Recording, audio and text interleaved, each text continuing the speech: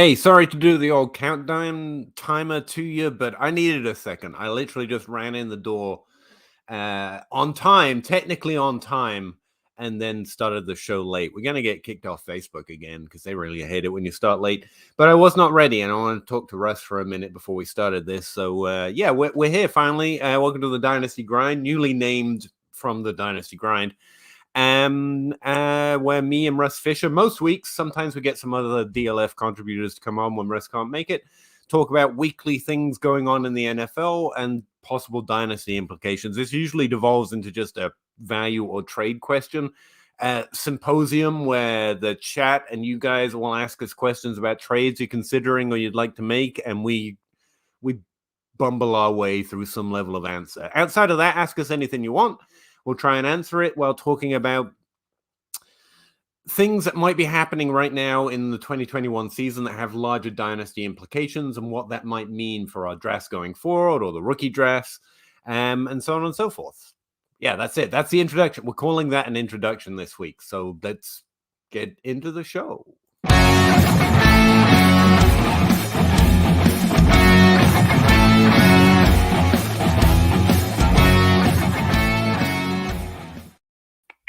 Russ, how you doing, man? I'm all right. Cool. I nearly said it's 9:30-ish, so we're technically on time. Then I feel like we get trademark strike. Ooh, we might get sued. Like, you want to hold that back. Not a good idea. Yeah. How you doing? What's going on in your week? I don't know, man. It's all right. This was a really weird week of football, and I'm glad it's over. It's a big news week, right? Yeah. Already on Wednesday. Yeah, not a fan. Not a fan. Just gonna put it out there. But things are happening. It's going. I try not to cry. I succeed sometimes. Don't hold back on the despair or nothing.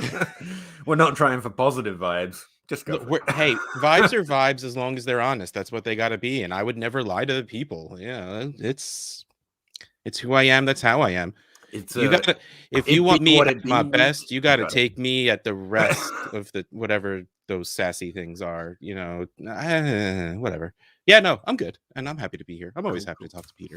My week sucks too. Like, I know the bi-apocalypse was meant to be like last week or whatever, but this week is my hell. Like, half my players are sitting with COVID, the other half are sitting on bye weeks. Like, I'm starting like tight ends who don't even get on the field over quarterback twos and Superflex this week. Like, I can't field entire teams. And then you should probably go accept the trade I sent you in DLF League. No, and I really dislike. I haven't even looked. It's not great. I dislike not being able to pick people off the waiver wire. You know, when the unlock thing happens and you can just add players for free? Yeah. Like, some of my leagues don't do that, and it's really showing up, like, where half my players literally just got shit canned for the week. I'm like, I need to be able to add someone, but it takes 3 days, and lineup locks will be done by then. I'm like, this doesn't work.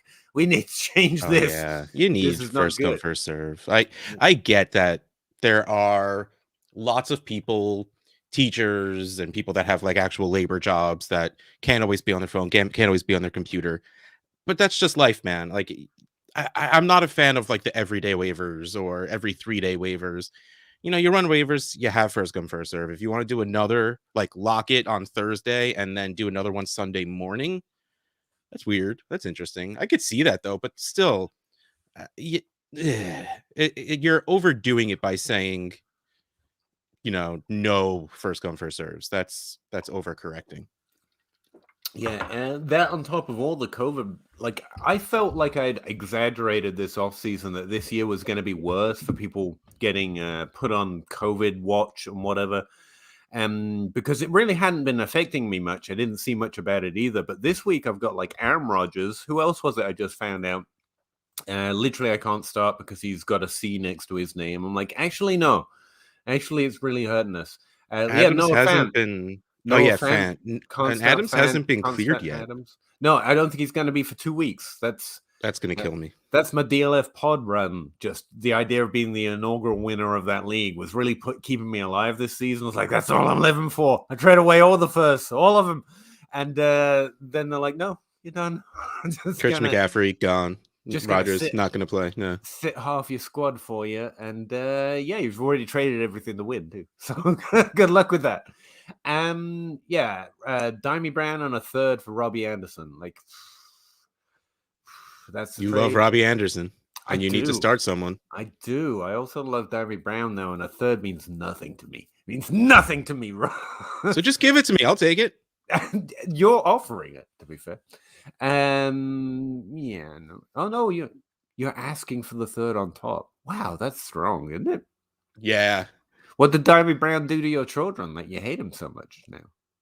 No, I was really just playing on the fact that you love Robbie Anderson, and I was hoping it would just you would be so desperate to set a lineup, and your love for Robbie Anderson would just overtake you, and you would just hit accept, even though. Who is Schwab in our league? Jeremy Schwab? Jeremy? Schwab. He is at Schwab. I'm not gonna trade shame him, but that one kind of stinks. All right, Jeremy, get out of here with that. And that's like a me trade offer. Anyway, outside of that, like a bunch of news that was heart wrenching to hear this week. I don't know if we're gonna get into it, but yeah, my whole thing, this show was gonna be about. I wrote it up. I know you haven't read it, but I put time and effort into this, and you ignored it. Only you read this, you get that. Like my first attempt at having show sheets, and you're like, no, I don't care. I wrote up Frank the ever-living Gore is now masquerading under the name Derek Henry because being immortal doesn't make you creative, and is now being the driving force behind a sudden and unexpected Chiefs revival. I thought that was fun. The idea that the Chiefs was suddenly going to be good, Yeah. Thoughts. That's it. That's the show sheet. Good night, everybody.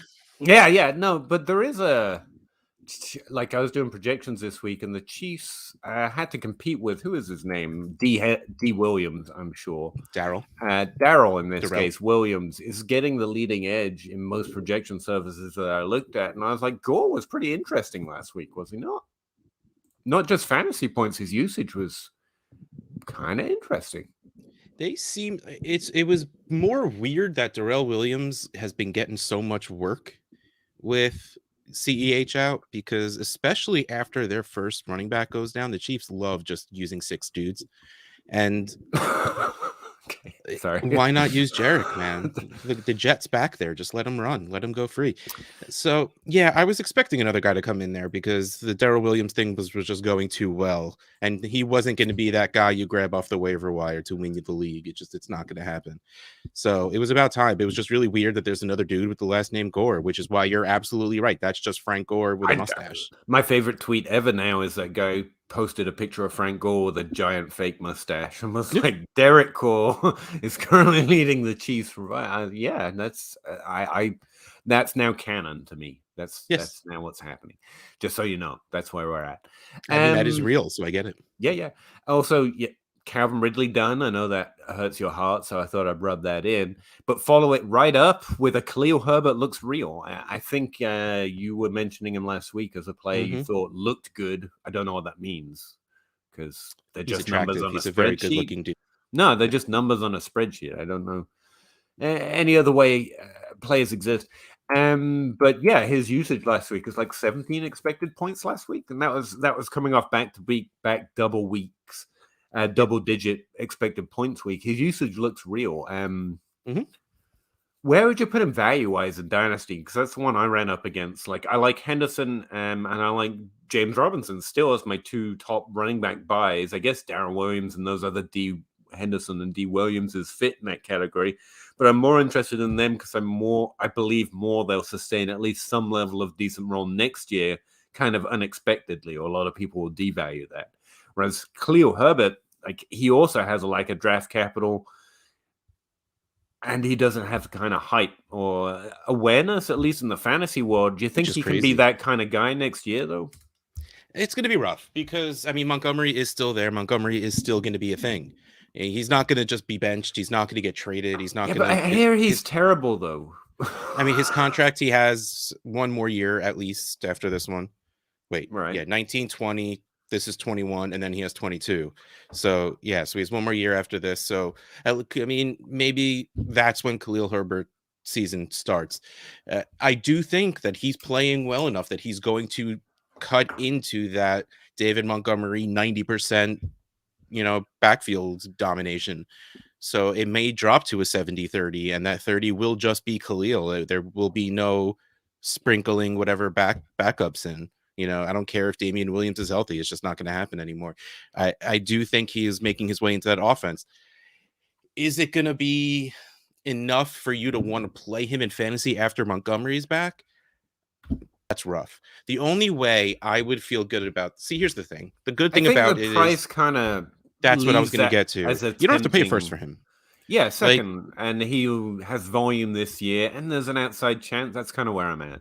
Yeah, pay a late second, pay a second for Khalil in a third. Hell, try a third just to be like, this dude's going to be trash in 4 weeks when Montgomery comes back anyway. Try, whatever that stuff if it works, because man, there's a chance. There's a chance this guy just takes the...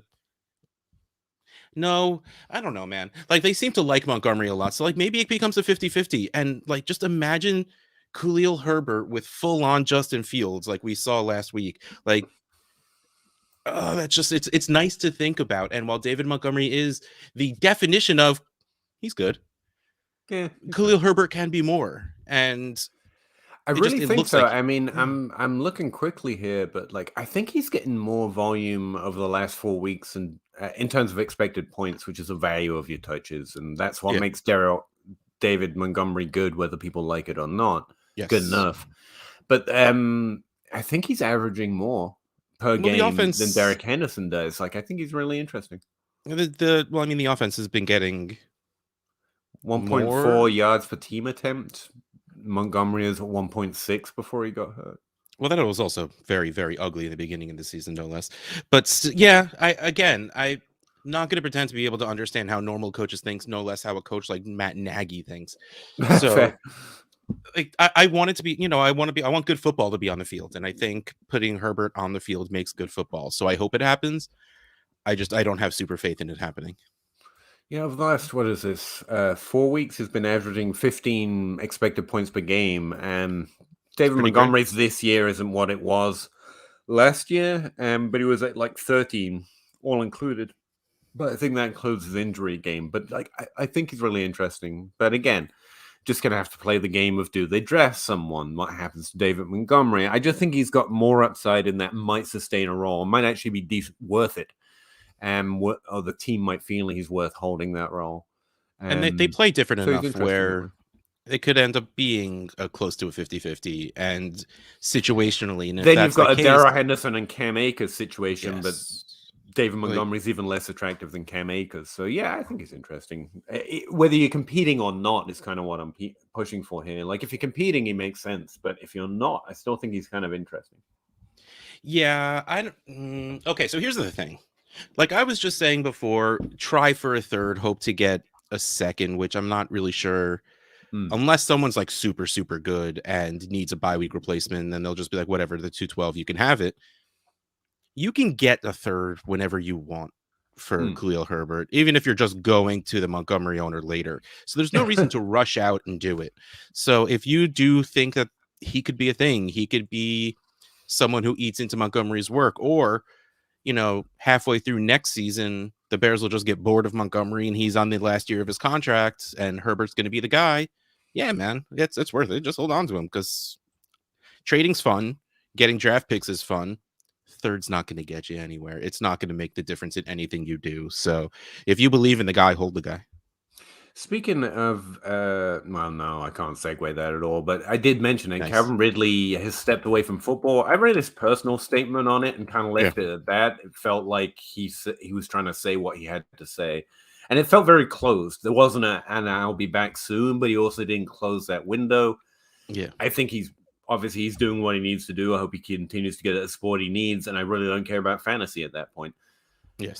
But I do get, and we're probably going to continue to get questions of what to do about him on our rosters. Mine is just a hold.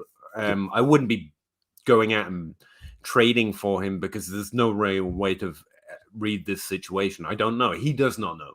That's the problem. And so he just falls to like an upside pick in the same way that like who did I come across yesterday? Not Josh Gordon, because it's a little different than that. I can't think of a player intentionally stepping away in recent history that has come back to Gronk. Yeah, but he retired. He didn't say I can't right now. That wasn't. He kind of did. He retired because he said the injury he retired healing Tom Brady thing wasn't there anymore. I mean, yeah, that's probably the real reason. But what we had was, the hurt related, and the fact that, his way of dealing with pain is still not legal in the NFL. Yeah, I think just the names that came to mind to me were like Andrew Luck and then Antonio Brown. Like Calvin Ridley's still gonna be good if he comes back. I have no idea if he ever comes back, and I'm probably gonna side on he won't. That's what he said. And if he changes his mind, I'll be happy about that. And I think trying to catch fire with I know better and he will be back, I think it's just a value question, and I wouldn't give up a first-round pick to run that ride, which is way too low for Calvin Ridley, so no one should trade him to me for a second. Which means he's kind of just. It's once, but someone put in one of my group chats, Calvin Ridley for a second completed, and I cried. If I'm done and I have roster space to just hold someone like that, sure, but you might be holding a year or two. Like some of the conversations I've been in, they feel like when he's back early this year, and I'm like, no, I don't think he would say this if he's planning. Like it seems like he's at least done for the year, Yeah, you don't say I'm stepping away from football, and not say for the next few weeks or and it's not like it's not going to be just 6 days, I'm man. Done. Yeah, he's missing a couple of weeks at minimum. I would just write him off for this season, and that's kind of where I'm at. I really hope this isn't some power play because he doesn't like the way the Falcons are going, because that would just be shitty about a guy I like. I don't know about that. But like after seeing this, someone just asked, thoughts on Michael Thomas. Like Michael Thomas is 1000% just sitting out because he doesn't want to play on the Saints. Yeah, and even if he's not, it's just an injury. And the Antonio, he's still good. Like everyone wants to write. It's because we like shiny new things, and because we don't like to be the one who feel like they're left holding the bag. And all I can say is I have had tremendous fun and success being the one willing to hold the bag. Like Thelma and Louise it with Calvin Johnson. Just like, I will go over I don't care. Cliff, it has been worth the ride. He is more than paid for this ticket. I'm going over the cliff. And that's why I still had some Antonio Brown shares, and it's working out. Like, just go over. They're still good, is the ultimate line. So yeah. But I guess we should get to the questions. If you're done with me asking you questions, I guess I was going to do OBJ next. Like, I've got no idea why. All of those stepping away. I've got no idea what's going on with OBJ. All I can say is there has to be a lot going on in person in these teams to get this level of talk around him. Because everything we hear about OBJ is kind of like pathetic. It makes me think that the people complaining are the ones that are being immature. Like once he kicked a net on the sideline, which is like, okay, Karen.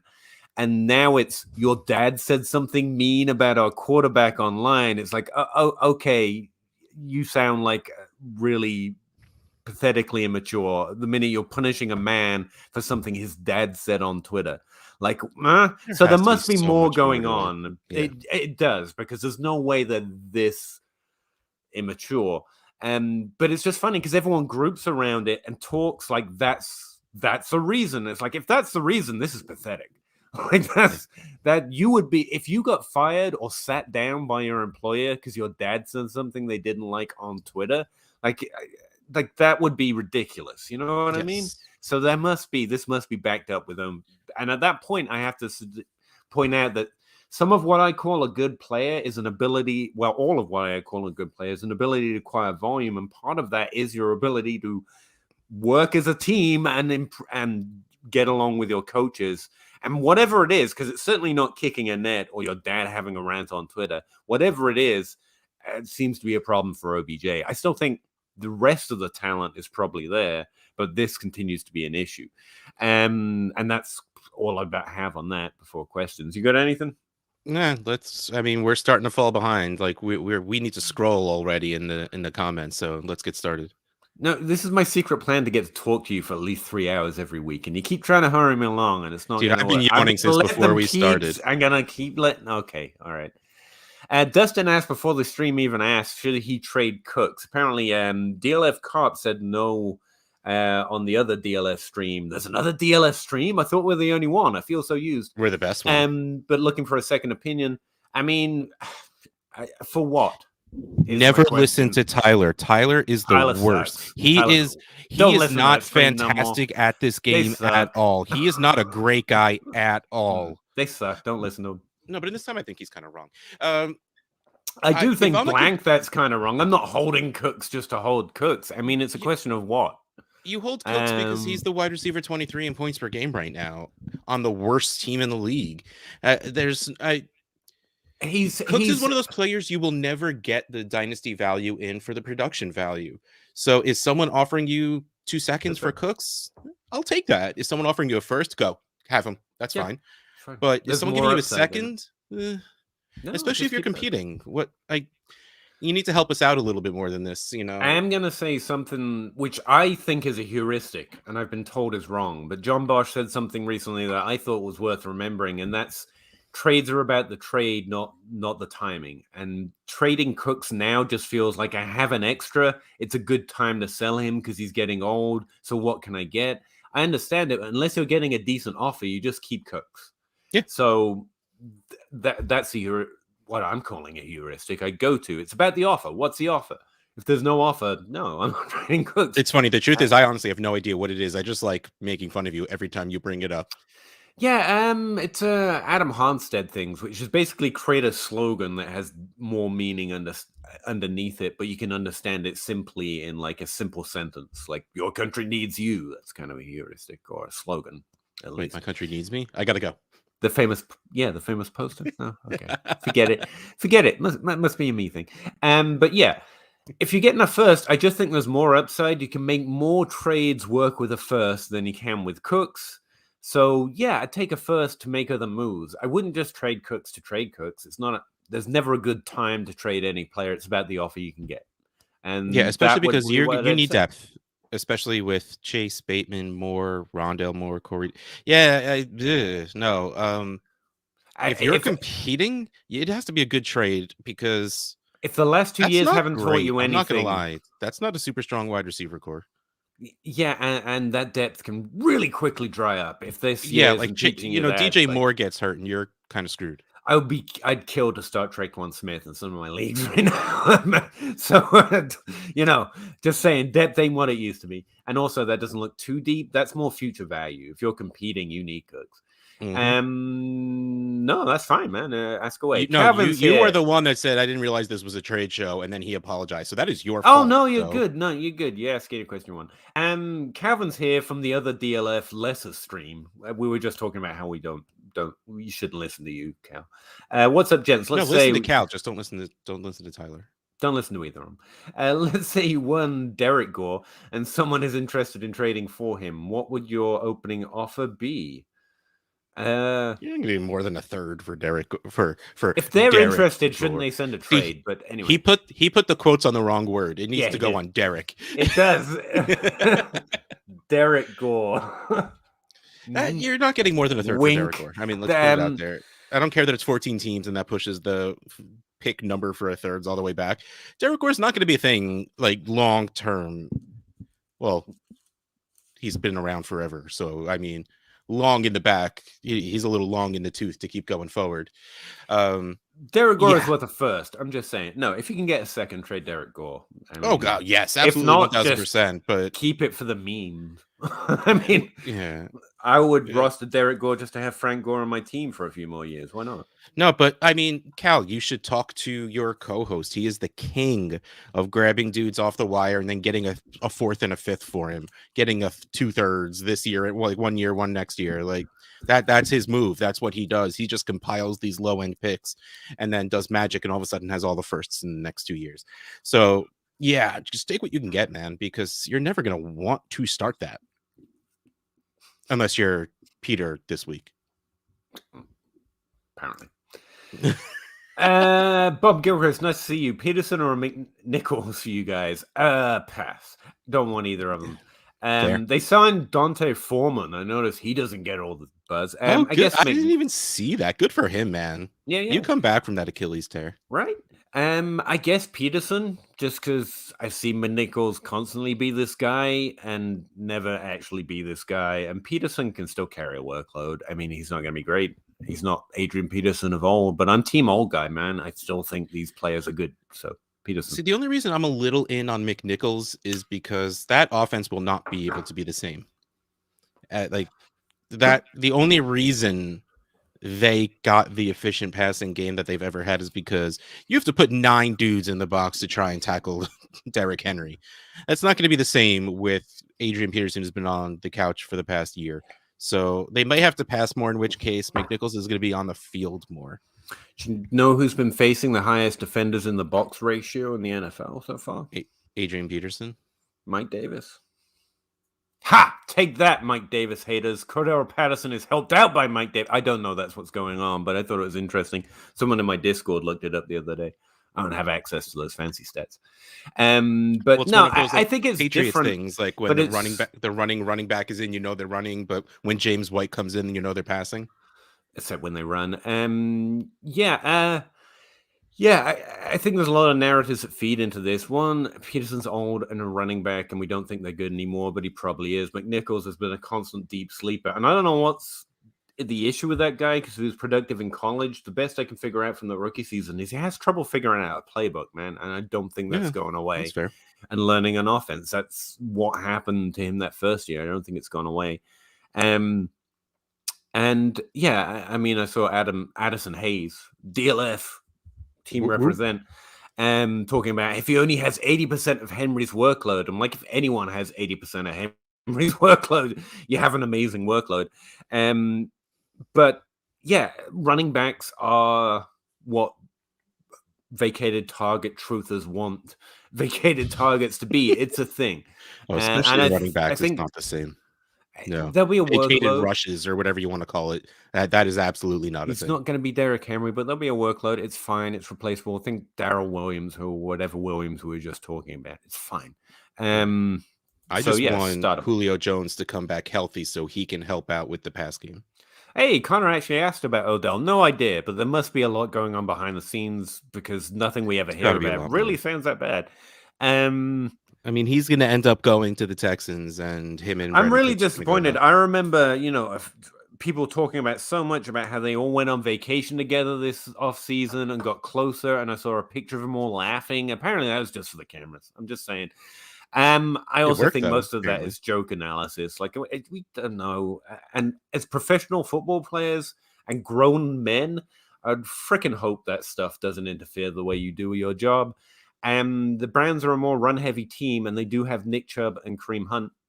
And I think that's probably why. Did you read the stuff about Von Miller? Why he got traded? No.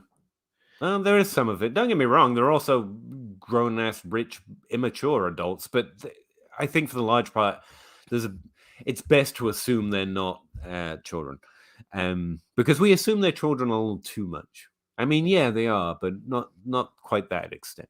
But then again, I honestly don't know. That's the ultimate answer. There's clearly something.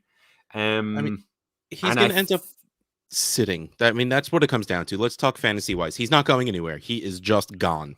And I think he's still under contract next year. And I think that's the ultimate answer. Just boil it down to fantasy. This is an issue that keeps persisting. At this point, the NFL is such a boys' organization. Like, I can't imagine what part of his people are telling him this will work well. Because if he is doing this behind the scenes, like what team is ever going to put up with this stuff? We thought about that with Antonio Brown. These are $1 billion vanity projects. Like they can literally just say no. And Antonio Brown, he got talked about this. He legitimately seemed to just lose his mental well-being for a while. And all of a sudden now he seems to be absolutely fine in winning Super Bowls.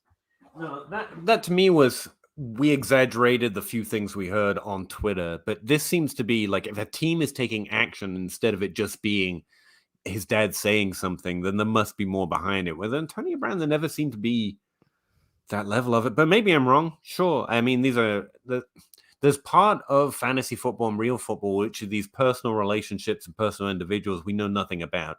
I think speculating it is just folly and believing you know the inner workings of someone else's mind you literally have never met.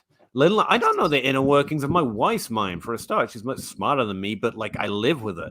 I definitely can't guess at the inner workings of someone's mind that I've never met and their opinion on the inner workings of someone else's mind I never met. It's just, come on, man.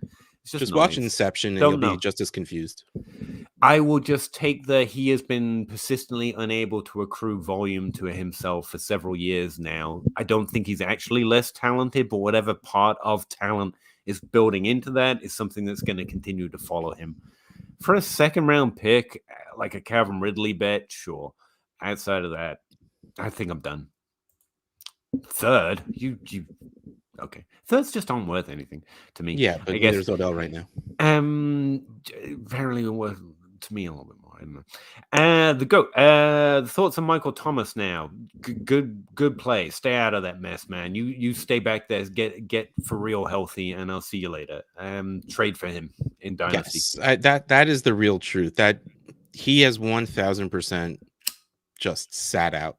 That's all this is. He spitefully didn't get surgery in time to come back last year, and he plays half a game, does really well, and then he's like, nah, man, I think I still hurt, and then sat down again. This is 1,000% a power play to not be on the Saints anymore and still accrue towards free agency. So at this point, it's just an upside bet. He's on team old guy. People discount him because of his age. He's now on team injury, and he's on team, maybe he's Odell Beckham and Allen Robinson with literally none of the noise around him. It's just, I mean, it's not that he'll beat that value. It's that he could decimate it if he comes back and plays. I was about to say, I think I might try and throw some seconds around to see if I can get Michael Thomas. Yeah, it's just, I don't think there's a first value in that. I'm not going to bet on. I'd rather he doesn't come back. It's not a fantasy football thing for me anymore. It's like, yeah, if I can get him for a second, because there's a real chance he shouldn't come back, let alone he won't. Yes. And the thing is, yeah, I'm just done. I get it. Super biased answer coming from me, but I'm not trading him for a second at this point because, like we were just talking about with Michael Thomas, the upside of what he can be if he does come back, like. Let's pretend the dude smashes it. Yeah. Let's pretend the dude goes to therapy, takes a couple of months to work on himself, comes back in the offseason, and he's Calvin Ridley again. I mean, that's again. So maybe Bob's a little bit right, at least for now. He definitely is right. It's just, it's one of those ones that's a value question. Like Michael Thomas, I'm not scared of what they're asking for. You have to be like an almost daredevil to take the risk of paying Calvin Ridley prices to go get Calvin Ridley. If you can get him for a second, more power to you. If you're going to pay a first plus, I don't even know if I'm willing to do that right now. Yeah, but that's in and around there. Yeah, sure. I get Calvin Ridley, but I don't guess at physical injuries. I'm not going to guess at mental injuries. Oh, no, yeah, no. As a rebuilding team, what do you think would be a good price for Henderson? First round pick. Easy enough. Trade him away for first. Yeah. Trade for him for a first, whatever makes you happy. Yeah.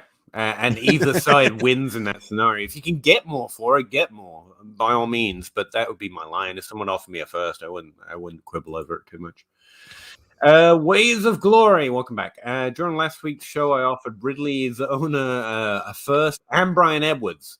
He rejected it immediately and countered Jamar Chase in the first and flamed me in the group chat.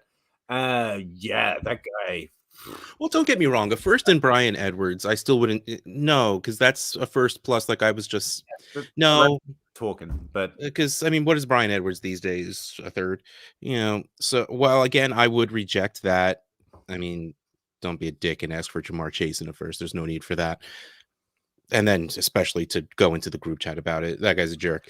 But I don't mind Bob's idea of just treating it like any other injury. It's just I happen to know that they're not the same. Yeah, not at all. Yeah, can't treat in the same way. But it is a fine strategy to employ, in which case a first and Brian Edwards is a great offer. Jamar Chase in a first literally just seems like a counter to to be a dick about it. Yeah. Yeah, at which point out that you drafted Jamar Chase, so maybe he should fucking listen to you because you clearly know more than he does. Yeah. You got the right pick. So thoughts on Henderson going forward into the next year when Akers returns? Yeah, I'll go back to what I was saying this offseason, which may or may not have turned out to be right. We have no idea. I think it's more of a 70-30 split. I think Henderson has value. I think Cam Akers is the one. I think they want him to be the one. So like a discount Chubb Kamara split would be where I'm at. Well, I mean, I think he still has value there. He's startable. He has usable weeks. He's a decent player. Well, there's a lot of assumptions going on in this. Akers coming back, what he used to be, and that Akers is going to walk into a majority of the touches. Okay, Akers is going to play again. I mean, so I guess that's not really an assumption. He's going to come back to the NFL. Is he going to be close to what he was? There's zero way of knowing until it happens. We have very few examples of this happening before, and the examples we have not been great. But we've never had someone of Akers level and blah, blah, blah, that kind of stuff. But here's my thing. The Rams have used Henderson as a workhorse. They have not gone and gotten anyone else worthwhile. Sony Michel doesn't touch the ball when Henderson is healthy. Mm-hmm. So there's no reason to believe Akers comes back next year and walks into a workhorse role. There's no reason to think that. So Henderson absolutely has value, especially because it's not like Stafford's on a 1-year deal. They're going to have this offense again next year. So they're going to be good again, in which case it's awesome to have multiple good running backs. While Henderson, if Akers is good again, won't be a workhorse back, he'll still have a split in a very good offense, and that's what you're looking for with running backs. I think that's what some might miss. The fact that Sony doesn't co-opt touches, even though running back volume is given and the Rams have shown a tendency to split the workload, it's because that tendency has been based on the fact Darren Henderson's actually pretty good. They like using him. Well, I mean, they even use so like the median low outcome for me is Henderson having a decent role. Yeah. And that's why I'd be interested. But yeah. We're agreeing just vocally at each other. Flustine. Again, a better name than me. I kind of hate you all. 10-team Superflex. God, the abbreviation. Half point PPR. Just got offered a first, a second in 2023, and a first and a second in 2022 for Swift. Yeah. If you're competing, why you don't trade for picks? Let me just say that. Yeah, but this is a... Especially now, part of me me wants to say you can take those first, flip them for Robinson and Henderson and still be competitive, but it's just not enough. It's just that's what Swift is about worth. And I'm competing right now, so I don't need to trade him away. And also, I don't think ETN gets that job anymore. No. I mean, if you're telling me you can't start all of Swift, Harris, Zeke, and Mixon, which I can't think of a league where you can't start 4 running backs, then maybe we think about it. But also, I say we think about it with a different offer. While the 2 firsts and 2 seconds is probably an okay value, no, I'm going to lie. No, a first this year, first next year. No, that's not enough. Swift is a top 3 running back in ADP. That's what it is right now. You should be getting more than that. Even if it was all this coming year, I still wouldn't be thrilled about it because I hate trading away studs just for picks, especially when you're competing. And especially if you are not in an active league where you could then turn those picks into something else, like Peter was just saying. The more I talk, the more I just don't want this. No, Swift is a top 3 running back for the rest of the season. Like he's one of 3 running backs with a 20% expected point share on his offense and also 18 expected points a game. Like he's top 3 for me. If I were to guess at the rest of the year, the other 2 are Harris and Kamara.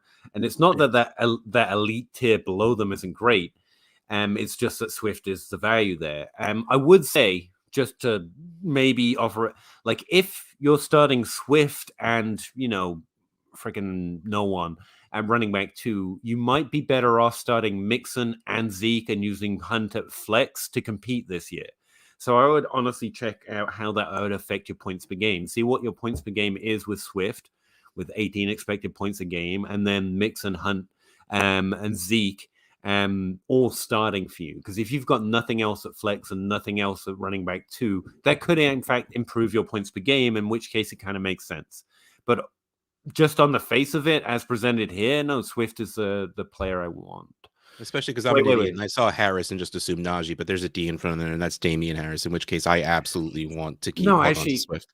Forget what I said. I thought that was part of the trade. He's just saying those are the other running backs he's got. No, just play Swift. You've got a great flex decision every week. Like, again, did I mention the flex decisions I'm making? Just go win that league. It's fine. just you're overthinking it. Like, I play with a lot of players that are good. Not me, but a lot of people in my leagues are good, and they do not have a chance to win every year. I think we overrate that opportunity. Just go win it, and then worry about next year. If you can really win it, just go win it. Just go win it.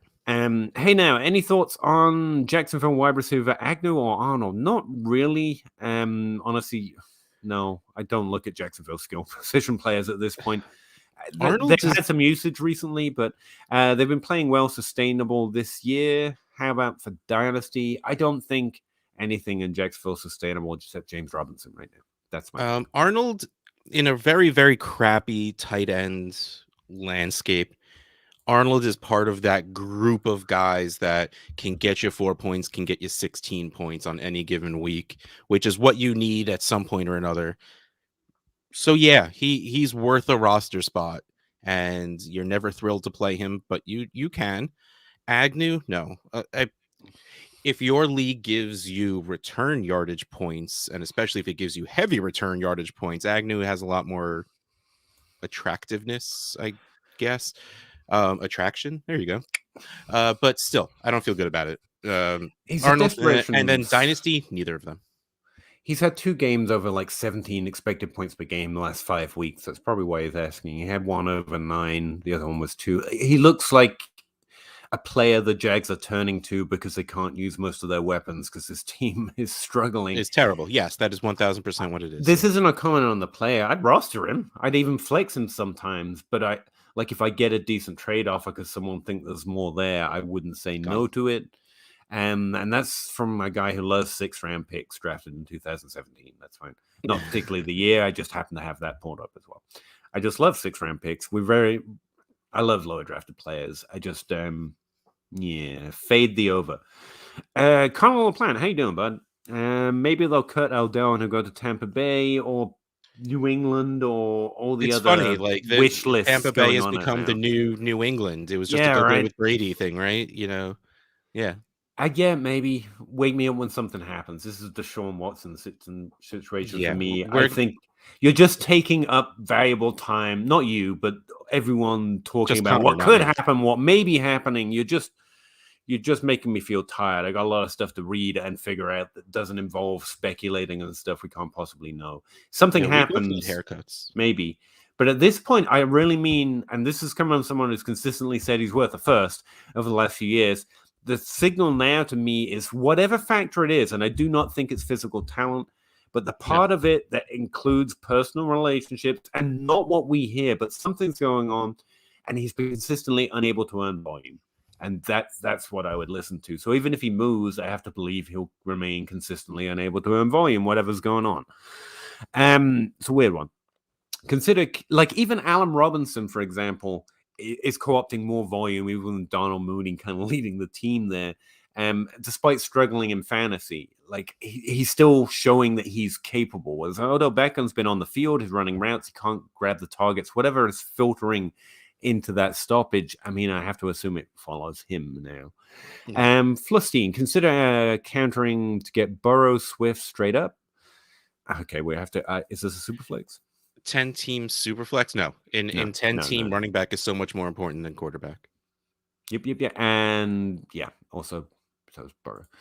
Let me see. The gray area. DJ Moore owner really wants Deontay. He should. He's top 12 expected points. Like, this is something I have come to terms with it. Deontay's been fantastic 2 years in a row now, and I still love Juju Smith-Schuster, but I missed on Deontay like entirely. Don't have any claim and don't have him rostered anywhere because I like Juju so much. And it's a lesson I have to learn from this season. Deontay's been really impressive. He's underperforming that volume, and I think that's just an offense problem, but he's been really impressive. Still wide receiver 12 points per game. But the thing is, DJ Moore's also in that top 12, so I don't mind looking there for value. Wide receiver 17 points per game. If you sorry, you made me lose track. Yeah. I don't like same position trades, but if someone's going to take two players that I like just as well and give me value on one of them, value-wise, you should be able to get Deontay Plus for DJ Moore still. I firmly believe that, and if you could do that, I do that. Just because, like we just said. Let's ask it simply though, because this is kind of what he's facing. Which would you rather straight up, Moore or Deontay? I choose Moore. DJ Moore so much. I know. That it's one of those things where we just hold on, right? Because of what they could be, what they should be, what they've shown they can be. Both of those guys, and we hate Jarvis Landry, so we hate Deontay Johnson. It's rough. That's what it comes down to, like that, and it's that bias is tough to get past. So honestly, straight up, yeah, I still want DJ Moore. I can't get past it. But yeah, I would still rank Moore higher, despite saying that Deontay should be very much in the same tier at this point, and he's not. Which makes me think that if you can get more for Deontay, you do it just because there's a little extra value there, unfairly, but it's there. It's so almost completely exactly reversed. I have DLF's October ADP because November just started, where Deontay Johnson is wide receiver 17, DJ Moore wide receiver 10. Okay. So there you go. Yeah. Both of these players should be valued incredibly similarly. They look like better players than their situations will allow. Especially as Sam Darnold around, I think they will meet up in the middle there somewhere. Probably. And so you're just hoping the situation improves, because the situation can change, and both of these players have shown us enough to know that the players are good. The players are incredibly good. Twin Caliber UK. Hello, UK man. Let's see you. God, it must be late for you, right? I'm trying to shift Fournette at present.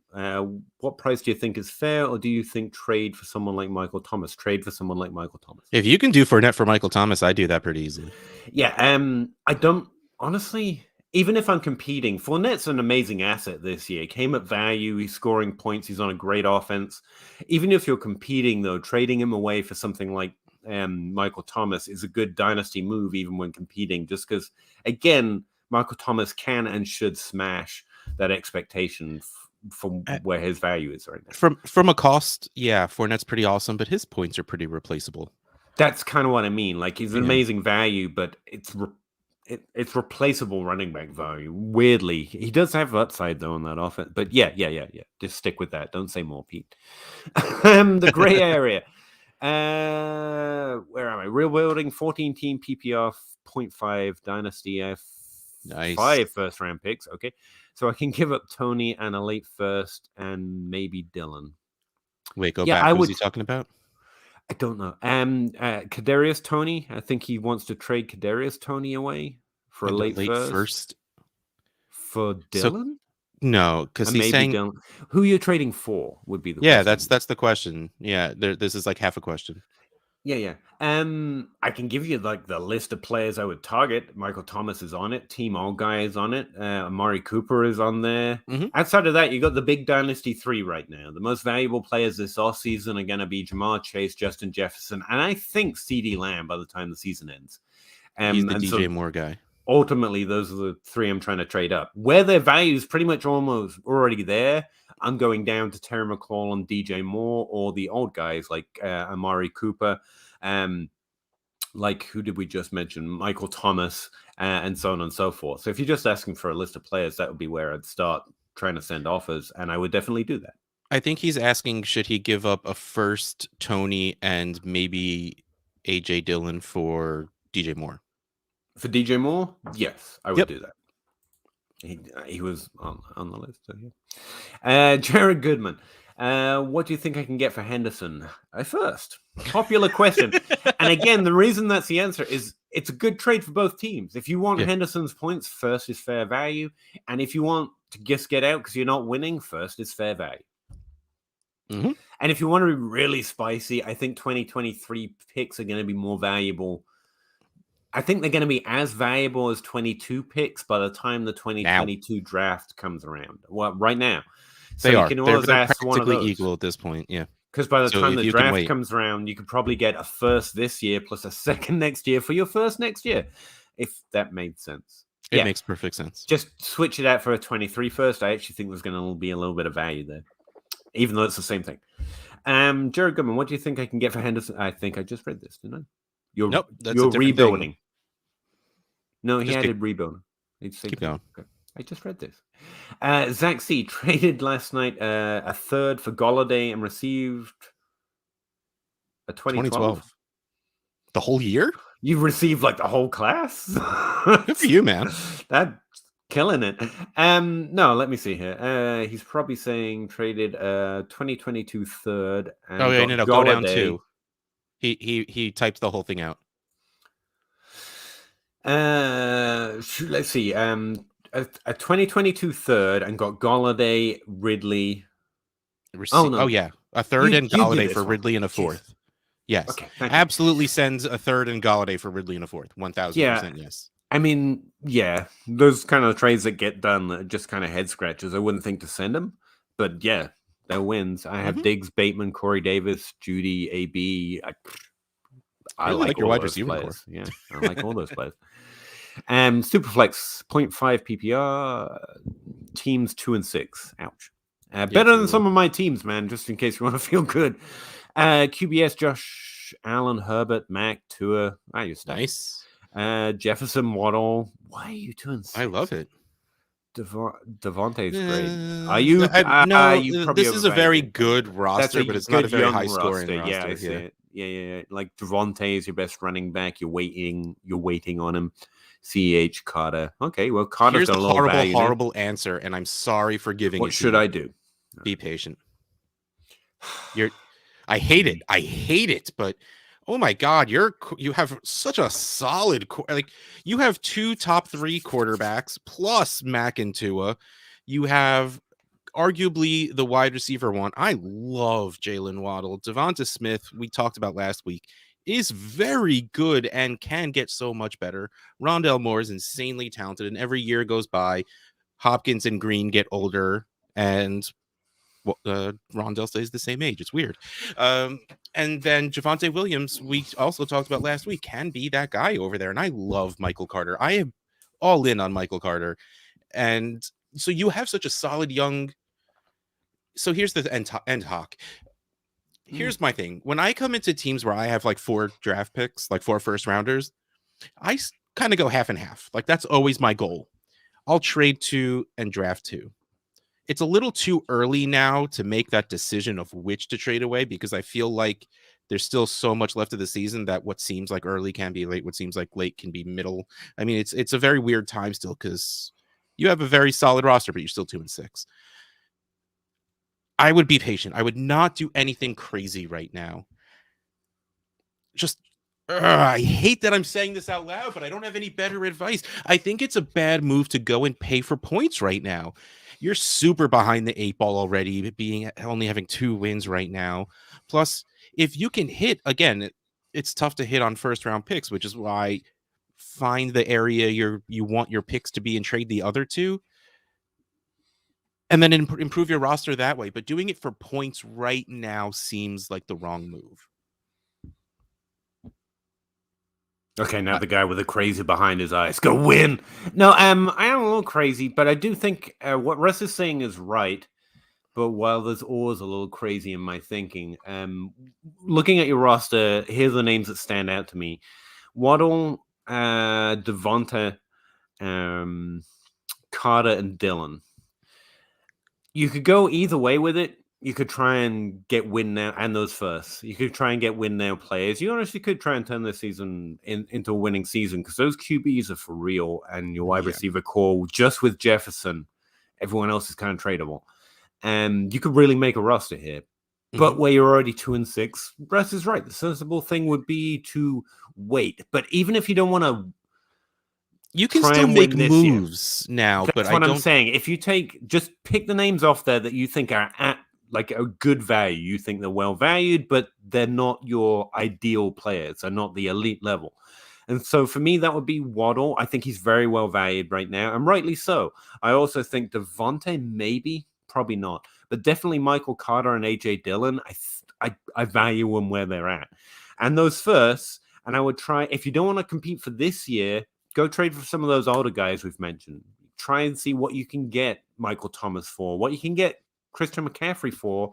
If there are teams with those players on their roster who are also competing and are actually 6-2 right now instead of 2-6, they might be willing to trade them away. And you're keeping that core, incredible core, that youth, and adding some value at a slightly older age. That means you should dominate next year and you don't have to keep playing the weight game. You might not get those trades. It might not be available, but that's the sensible way of being slightly crazy. Take some of those good players below your core and try and trade them up into those older, slightly devalued assets if they're on the right teams because they're competing this year. That'd be kind of what I'd explore. Where's Christian McCaffrey? Where's Michael Thomas? Where are these older players? Saquon Barkley, that I still think are going to be good next year, maybe slightly discounted. And so someone will be interested. They should be interested in a Waddle. They should be interested in a Carter. They should be interested in AJ Dillon if they're making a push. Plus, you can throw first around if you feel like it. You don't have to, but if you feel like it, you can. And to trade up into some of those players. Does that sound sensible, but also crazy? Because that's kind of where I live. Yeah, no, that's right in your wheelhouse, right there. But also, having 4 quarterbacks is an insane luxury that I can't live with. Yeah, you don't need. Yeah. So find honestly, Patrick Mahomes sucks now. Everyone thinks Patrick Mahomes sucks now. I messaged all my leagues to tell them. I thought that was normal. Like I thought that was just like fact. No, I went into the DMs of all my leagues and was like, I've been told Patrick Mahomes sucks. Just in case you're all stupid, I will take him off your hands. And not one of them said yes. There wasn't a single person out there ungrateful like, bastards, all of them. Yeah, no, I was willing to help him out, but there is some concern about Patrick Mahomes right now. You could take one of those quarterbacks, one of those first, and throw in a fucking great receiver like Waddle, and maybe be facing next year with Herbert, Allen, and Mahomes. Oh my God, that would make me want to cry having the 3. I mean, probably not. The person in your league is probably not a moron. But like you have the right idea, though. Okay, so you keep Allen and Herbert. Keep Allen and Herbert. Yeah. Assuming that this is 12 teams. If it's less, then just pick one and trade them away. I love Tua and Mac. He's great. See, Mac is Tua, but safe. That's the thing. I love Tua. So, but here's the thing. They're sadly probably valued pretty similarly, which I think Tua should be much higher. Find someone who's hurting at quarterback, or find a rebuilding team that has that one random dude on there that they probably shouldn't have, and offer them Mac and Tua, or even be willing to throw a first on. I pulled up our Superflex ADP on DLF is still a little behind. It's September's, but Mac Jones is right next to Terry McLaurin. Like, if you can go trade Mac Jones and Brandon Ayuk, or Mac Jones and CEH, Ayuk's undervalued right now, but that's fine. I don't care. Get rid of him. Like, if you can trade Mac and another piece to go get Terry freaking McLaurin, go do that. I don't care that he's like 26, 27 at this point, or it will be next year when you're going to be competing. He's so good. And like, imagine if they actually get a quarterback. Like there's still plenty of moves you can do. I'm jumping ahead. Shut up, you homer, Bob. So yes, there's so many moves you can make right now. Just don't get overexcited with how pretty your roster is, and like go buy Adam Thielen and Aiden, Antonio Brown and AJ Green. I also feel like Jackson here, though. I mean, I've been in the situation where I'm following the advice. I've got all these good young players, and I'm not winning, man. What do I do now? And honestly, it's the reason like idiots like me are constantly talking about old guys. The killer part of that is you want to keep those young guys, but you're gonna have to get some old guys that score points. And right now, they're coming at value with CMH and Barkley. If you want to look at next year, you're like in luck. Yeah, see, like if this was 3 weeks ago and you were 2-3 or 2-4, 2-6 is such a rough spot to come back from, unless you have a good league where like the last 2 seeds are by points and you think you can catch up to that. Then yeah, maybe you try a little harder to go for it. But I really don't think you rock this kind of core for like a Hail Mary to get into the playoffs just to lose the first round. Yeah, look at your all play. If the first, second, and third team isn't like 80% and above, isn't like 60%, is around 6%, then it's probably not worth making a run. Like 2 weeks ago, we were actually here saying like trade for, and that's what we'd be saying now. Trade for Henderson, trade for Robinson, use that depth, go win. 2 and 6. It's just, I don't know how your league works, but you could even be kept out the playoffs because of your record, even if you do really well from this point. And so that's why I'm like, man, unfortunately, as sucky as it is, as good of it. And you can also ignore us because you're clearly acquiring the right players. You're doing something right, man. You're that's awesome. Like, I don't know if I have many rosters that look like that. But I do think maybe consider adding all guys. If not now, then for next year, because you're gonna need next year. Points. Absolutely. Push next year, man, because you got it. And these young players fall off so much quicker than we like to think. And also slower. It's weird. Accepted a trade last night. A 2023 is this the third time? We definitely did this already. All right. Ridley Truther. Hey, man. Hey, gents. Week from hell. It really is. I'm sorry. This is the bipocalypse. I don't care what anyone says. I'm in a 12-team Superflex league, rebuilding 1 and 2 years out. Don't think that way. Do you trade for Henderson for a 2021 or hold for a 2022 as Acres Insurance? Henderson is worth a first, any single first. I will say that to start with. If you're rebuilding, I'm not buying my backup 2 years out, no. Well, but he is worth a first. I'm reading this like he has Acres on his team already. Yeah, like and he wants Acres to buy Henderson in advance. I'm like, wait till the offseason. He'll be cheaper if that's your reason. Yeah, and if you're 2 years out and you can get a 23 first for Henderson, then go for it. Yeah. I really Truther. You come on here and talk a lot, so appreciate that. The gray area, I'm the DJ Moore guy. Hello, DJ Moore guy. I think you'll find Russ is the DJ Moore guy, but we're allowed to be like DJ Moore acolytes. I think that's the rule. Zach C. Ridley, sorry, no problem, man. Okay, well, you answered my question. Just accept it. Okay. I actually offered Elijah Moore, not Brian Edwards. Elijah Moore is a much heftier price. Oh, man, Elijah Moore in a first would make me think. Yeah, I still don't think I do it just because that's me. That is my bias, but that's a very good offer. I would have taken it for now. Yeah.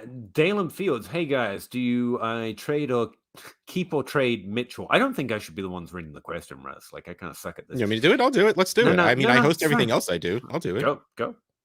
Hey guys, do I? Nope, can't do it. You're up. All right. Do I keep or trade Mitchell for more assets if I'm rebuilding in a 12-team PPR dynasty? Other than running backs, Javonte, Drake, Chuba, Sermon, Hines, I'm 4-4. I trade Mitchell.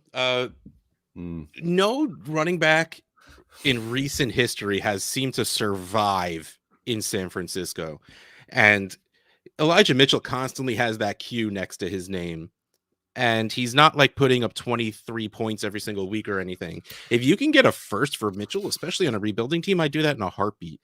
Yeah, if we're talking, I don't think you can though, right? Throw in Chuba. I mean, do whatever you can to try and. That's what I was going to add. Like Javonte is the only person on this list I'd be keeping for the future. So yes, I would 1,000%. Why are they on your roster? You have Sermon. Mitchell and Sermon for a first and a third. Yeah, sure. Trade Sermon for a ham sandwich. Hines, I love Hines. Trade him for a ham sandwich. Chuba, if you can get a second, trade him. Drake, if whatever, a ham sandwich and a pickle. For Hines, hold out for ham and cheese. That's true. I do love Hines. Ask for cheese on that ham sandwich. But no, I would trade for whatever deep picks I can for anyone outside of Javonte on this roster. Hold Javonte. Everyone else is expendable. Unless Javonte breaks out this week, and he could, but Melvin Gordon's still good, and you're starting Mitchell and Javonte into the final, and even then you're racing week to week. You kind of got to win every week. You can push. Depends on what your league looks like. Go look at your all play. Honestly, assess the rest of your team. But honestly, just as a guess, it's trade these for whatever second and third round picks you can get and try and hang on to Javonte. That would be my guess. But see how you feel. Look over your league. I think Russ is frozen. Yeah, Russ is frozen. No, I'm cheating and I'm reading ahead.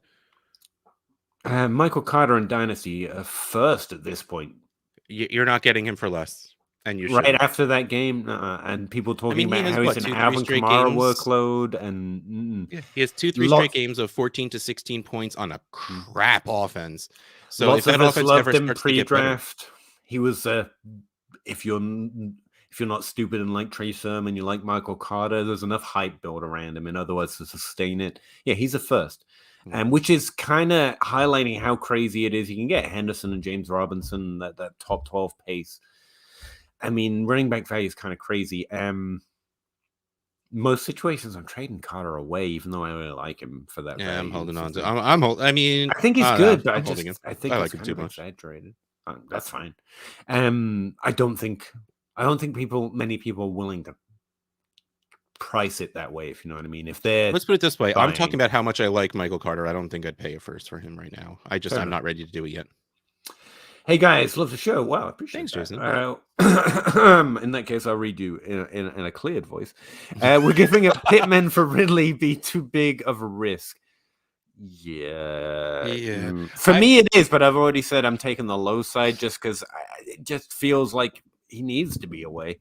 Pittman's also doing really freaking well, so I don't think you. I would trade Pittman in a heartbeat. Don't at me, Zach Reed. I just would. I think he's good. I think the upside is what you're seeing now, and I think people will pay more for it because it's new. But Ridley's, no. I hold on to Pittman right now just because he's playing well enough right now. Chances are in the offseason, the Colts are going to either acquire or highly draft a wide receiver because they have Michael Pittman and they have no one. Wanted Paris Campbell to be a thing, not going to happen. T.Y. Hilton is a ghost, like he calls himself. So like they are absolutely bringing in more pass catchers, and that will hurt Pittman's value.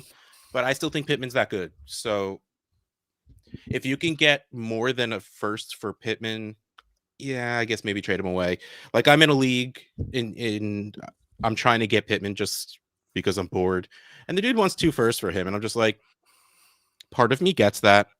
Part of me wants to call you a crazy person.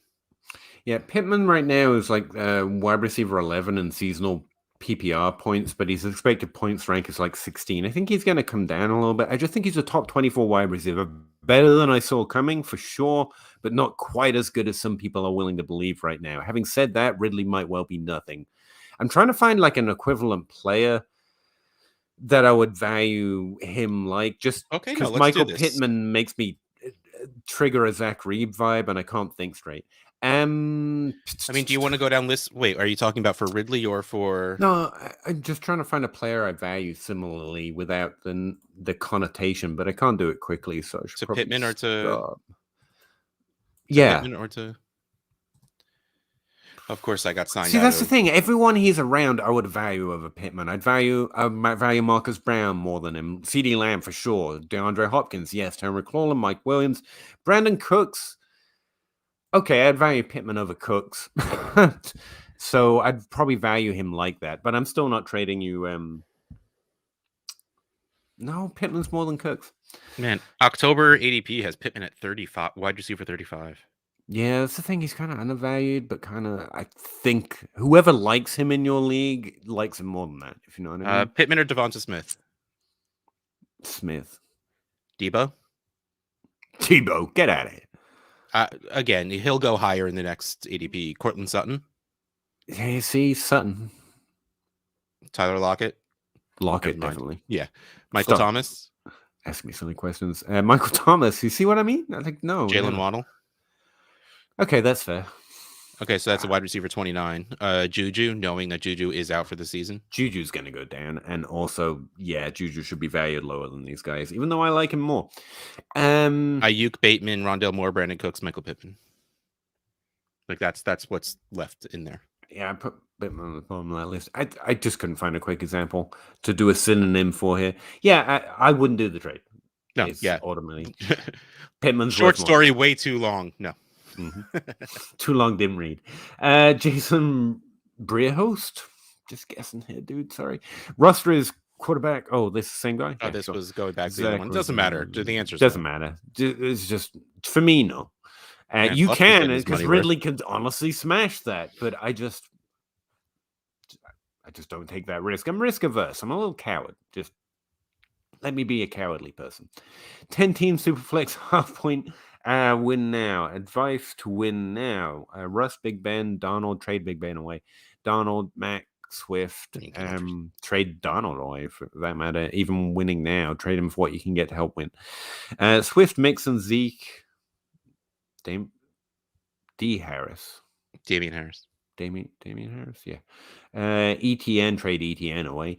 Hunt, that's someone you should be starting every week. CD Lamb, that's awesome. Jamar Chase, okay. Mike Williams. God. Your wide receivers are stoked. Oh my God. Christ.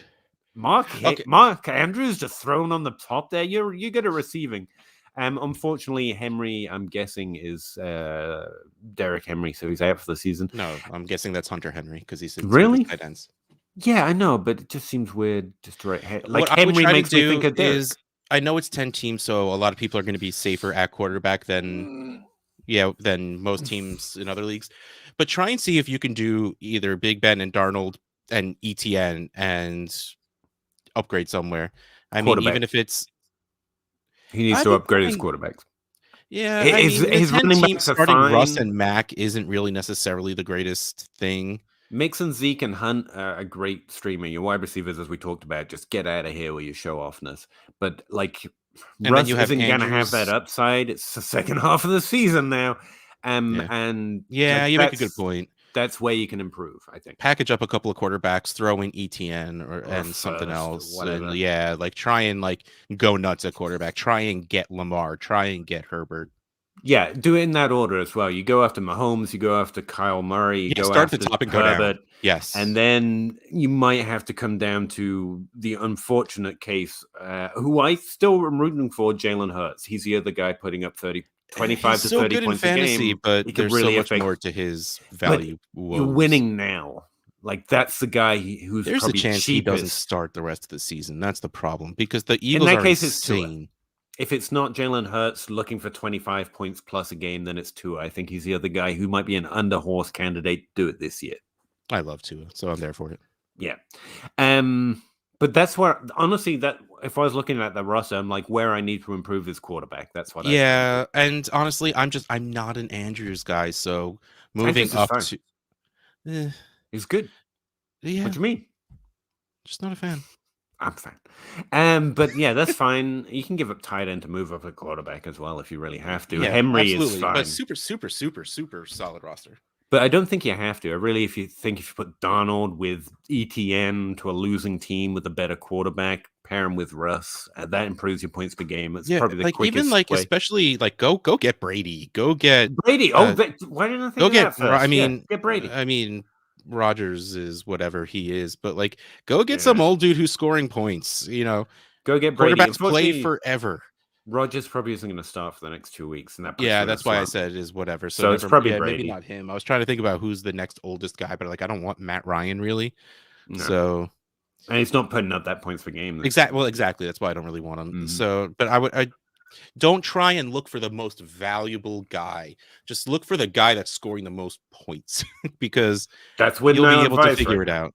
Everyone else in your squad has the highest range of outcomes every week. Like Andrews has that tight end one. He showed that he can. Yeah. Tyreek Hill, Mike Williams, Jamar Chase, and CD Lamb all have the wide receiver one in their outcomes. Even your running backs can easily finish running back 1 to 3 every week. It's only your quarterbacks that seem like there's an edge there. The rest is just hit it and hope. Perfectly. You can't project exactly who's going to finish, and so the only place you can raise your expected outcomes is really quarterback. That would be my best. Smart.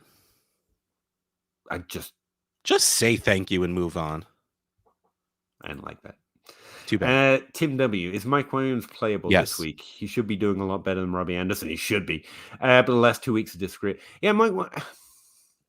So I can't. I told you so. I just can't, because honestly, I thought it was for real after 3 weeks, and so even I was like, okay, I guess it's not Keenan Allen. But 3 weeks, it's been 6. Okay, that's what I mean. After 3 weeks, I kind of admitted that Mike Williams wasn't going to back down, and then he did. So I got it wrong. 2 weeks ago, he was a game time decision. To expect him to play at wide receiver 2 levels that it was a little unrealistic, and the entire offense looked bad last game. So I don't really think that's super fair to jump into either. Do you wait? No, waste the wrong word. If you play him, do you expect the wide receiver 2? lower your expectations a bit, but it's still a very good wide receiver on a very good team with a very good quarterback. Stop shaking your head. Start Mike Williams over Robbie Anderson. I'm just planning to skip over Bob. And what I would say is Mike Williams' usage has changed over the last 3 weeks. It's not just his fantasy points, and it's not just his expected points. Where they're playing him has changed. Having said that, Keenan Allen was the most consistent usage wide receiver throughout all of it. Why I still thought he was 5 years. But 2 of those 3 matchups I actually called accurately as down games, and it wasn't because of some genius. It's because the offense he's been facing had specifically been limiting the deep A-dot guy. That's the only way I caught it. So I think it's a little over-exaggerated. Definitely start him this week, depending on what your options are. Definitely starting over Robbie Anderson. Yes. So I don't think he's done for the season. Like, I still think he's going to score points. Because his usage has changed, he's probably going to be a little more up and down than he was in weeks 1 to 6. But this has been an impressive season for Mike Williams. It's not one we see often that a player elevates this far into their career. And it's just a trademark of Mike Williams. There's always more in the tank. And guy literally nearly sustained an injury where a lot of people don't walk afterwards. Like, kind of never write Mike Williams off. Like, that's he's impressive on a number of levels. Like, chances are he is still just having problems with his knee, and he'll get back to being healthy, and he'll get back to being Mike Williams. He will be a little more up and down, is ultimately the conclusion, but he's very, very startable every week. He's got a lot of upside in him. Bob, this is me skipping you because that's wrong. I tried to trade Dalvin Cook for a first and Mac Jones. Dalvin Cook 1 for 1 for Mac Jones. What more should I add to Cook to make a deal? Make the deal a second? There's missing punctuation. Should I think add a second? I think maybe. Yeah, I think maybe run your trade comments by someone else, because judging by this, I don't think they understood what you were trying to say. Man, Dalvin Cook should get taken for Mac Jones in a points per carry league. Sorry, Bob. I don't care that there's 14. I'm actually answering the question. I'm not being mean like you are. If they didn't take that, that means they just don't want Dalvin Cook, in which case there's nothing you could add to do it. If a second you think gets it done and you really just want to get rid of Dalvin Cook and you want to get Mac Jones, a second isn't going to stop me from doing a trade. Dalvin Cook 1 for 1. Oh, Dalvin Cook straight. Okay, I say Dalvin Cook for Mac Jones. Yeah, I probably wouldn't do that either. So it's just running back has more value to winning, unless they're short a quarterback. That doesn't seem like a steal deal. What do you think Mac Jones' range of outcomes is? So, like, I don't think he's like the top. I think he's good. No, he's a super solid QB too, like the Derek Carr of the new generation kind of a thing. But except Derek Carr showed that he can be decent. I mean, fantasy wise, can be pretty good. I just don't. That's what I mean, though. I think Mac Jones can be pretty good for fantasy, just not. I think he's fine. Thanks, guys. Stacking up them ham sandwiches. Yeah, sorry, man. Ham sandwiches. Throw some in the freezer. Just you don't want them to start. I'm actually hungry after saying ham sandwich that much. So you did say it a lot. I did. First and Russell Gage for Henderson. Yeah. Yep. Because Russell Gage is worth absolutely nothing. I would trade away Russell Gage if I was getting that side, but yeah, I just want the first. You didn't have to throw this in, it's fine. But I will trade him away for a second too. Fine. Would be mid to late. Do you do this estimating mid to late and early? Not yet. Okay. I honestly just forget to until someone points it out to me. No, you have to wait until you're much closer to the playoffs to be able to do that. It's so up in the air. Unless if you're saying mid to late, no. If you're saying it's early or it's late, you might be able to do that because there's a chance where a team has like 1 win and 300 less points than the person above them. That's going to be a very early pick, but otherwise so much stuff can happen in the next 5-6 weeks that can switch things around. So everything's mid unless it's super obvious. Simon, I think you got a good deal on CEH. I think he's a good NFL player. He's going to hold that job, and the team likes him, and he does a lot of stuff for the team. He's fine. He's not going to be the running back one we wanted him to be. He's not better than Jonathan Taylor just because he's on the Chiefs, which was what a lot of us were like, maybe, please, would that be great? I was so flawed in the first place. He's just not. That's fine. Chuba's not going to be a thing. James Conner, you'll never know when he's going to be a thing. CEH, when he comes back, will have a steady workload. So I like James Conner. I like Chuba Hubbard. It's just roll them into one player with a little extra because it's only one roster spot. Yeah, cool. That's cool to me. I also have, I think Josh Jacobs, I also have trade offer for Aaron Rodgers, Swift, Akers, and Derrick Henry for Kyler Murray and a late second. Okay, wow. Hold on. There's a lot going on there. Yeah, Rodgers, Swift, Akers, and Derrick Henry for Kyler Murray in a second. I mean, if you're rolling into next year, I guess, yeah. If you're not winning this year, there's just no way you can win. And I want Kyler Murray, sure. But I mean, Derrick Henry and Akers aren't doing anything for you this year either. If anything, no, it's a really weird trade. Here's the problem, because if you're Derrick Henry and Swift will be incredibly valued this offseason. Rodgers and Henry will be a little undervalued this season, but ultimately the elite player in there is Murray, and that's why if you're taking on Aaron Rodgers, Akers, and Derrick Henry, you're not competing. Like, that's the point. But if you're not competing, why are you throwing away it's a weird trade 24-year-old quarterback? I don't know why Swift and Henry would be on the same side as an Akers. I gotta be honest. This seems weird. I'd stay away. It's a weird trade, but if I had to pick a side, I think Murray is the ultimate in a Superflex. He's the best asset.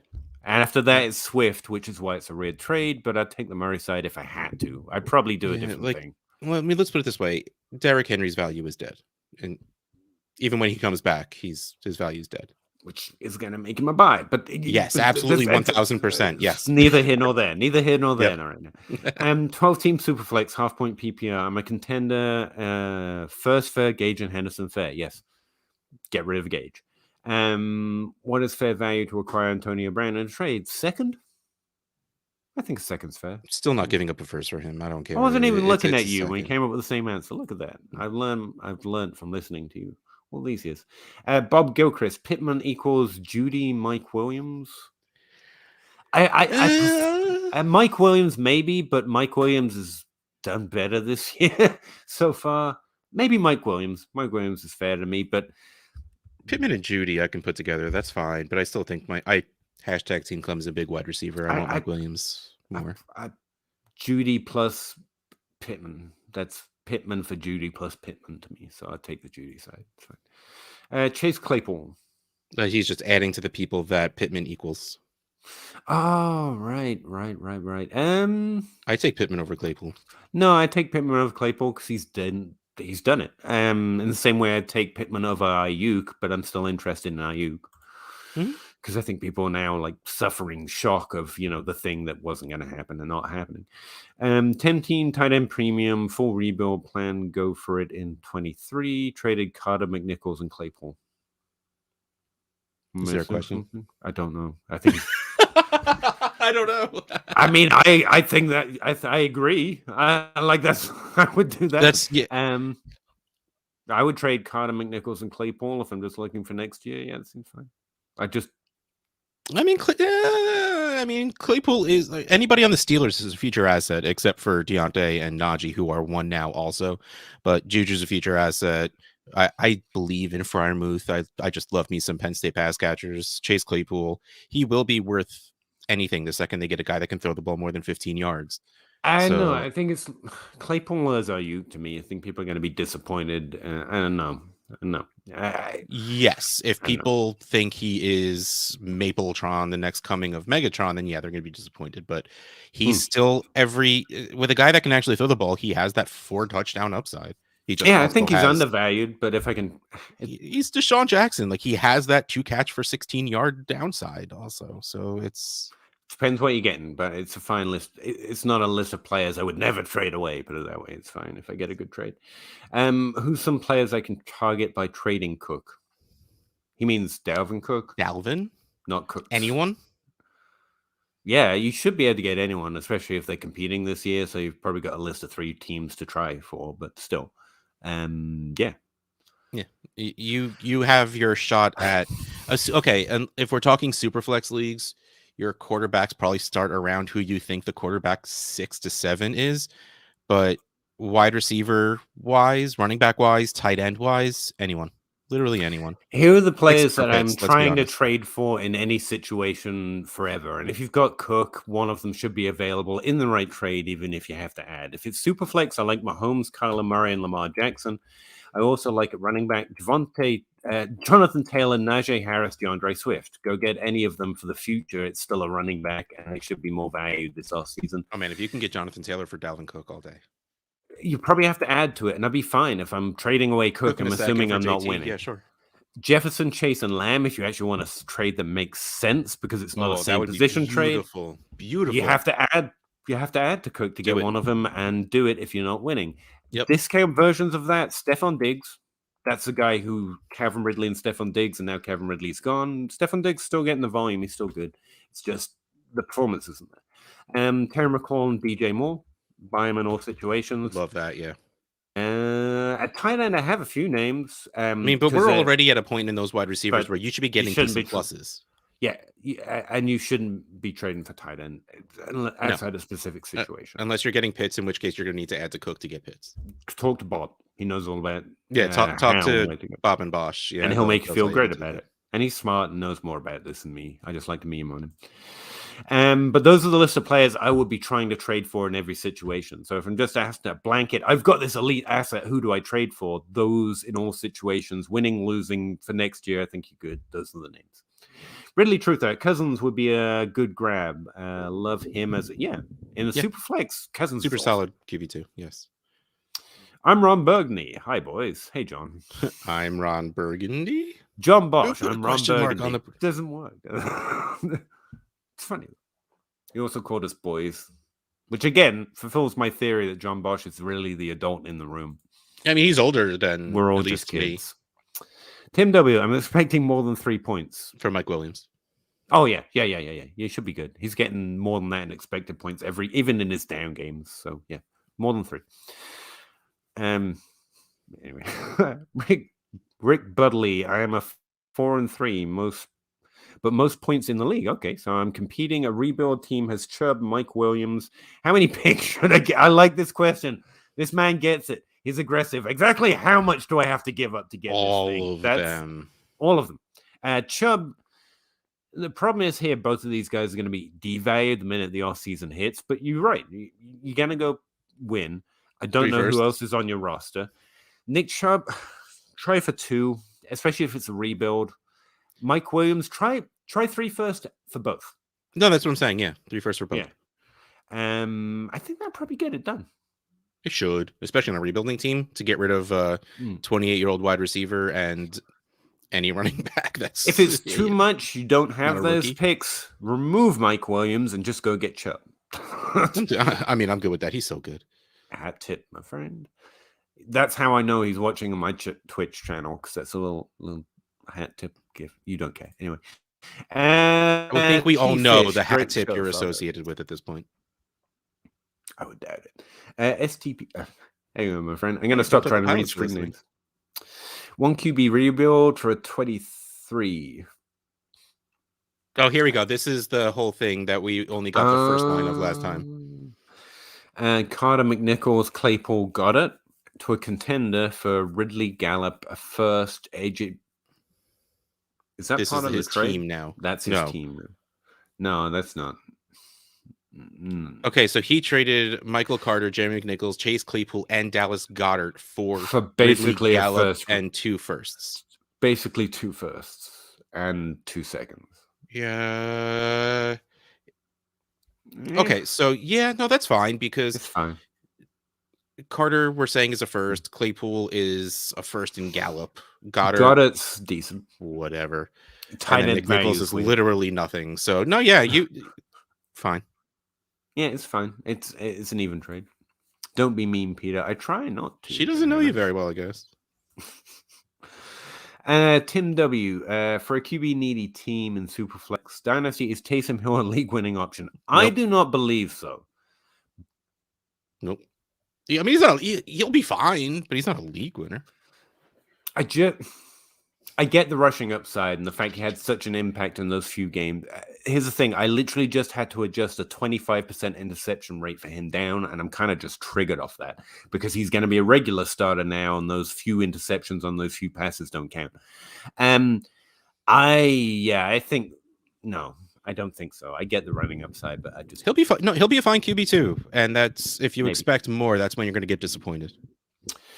RBs behind Javonte and tight ends behind Pitts are all nobodies, banking on getting RBs for the 6th first across 2022 and 23. Which, yes, that is what you'll be able to do. Yeah. Package it all up, go get your best players. And then if you miss, at least you made your best shots. That tends to be my attempt.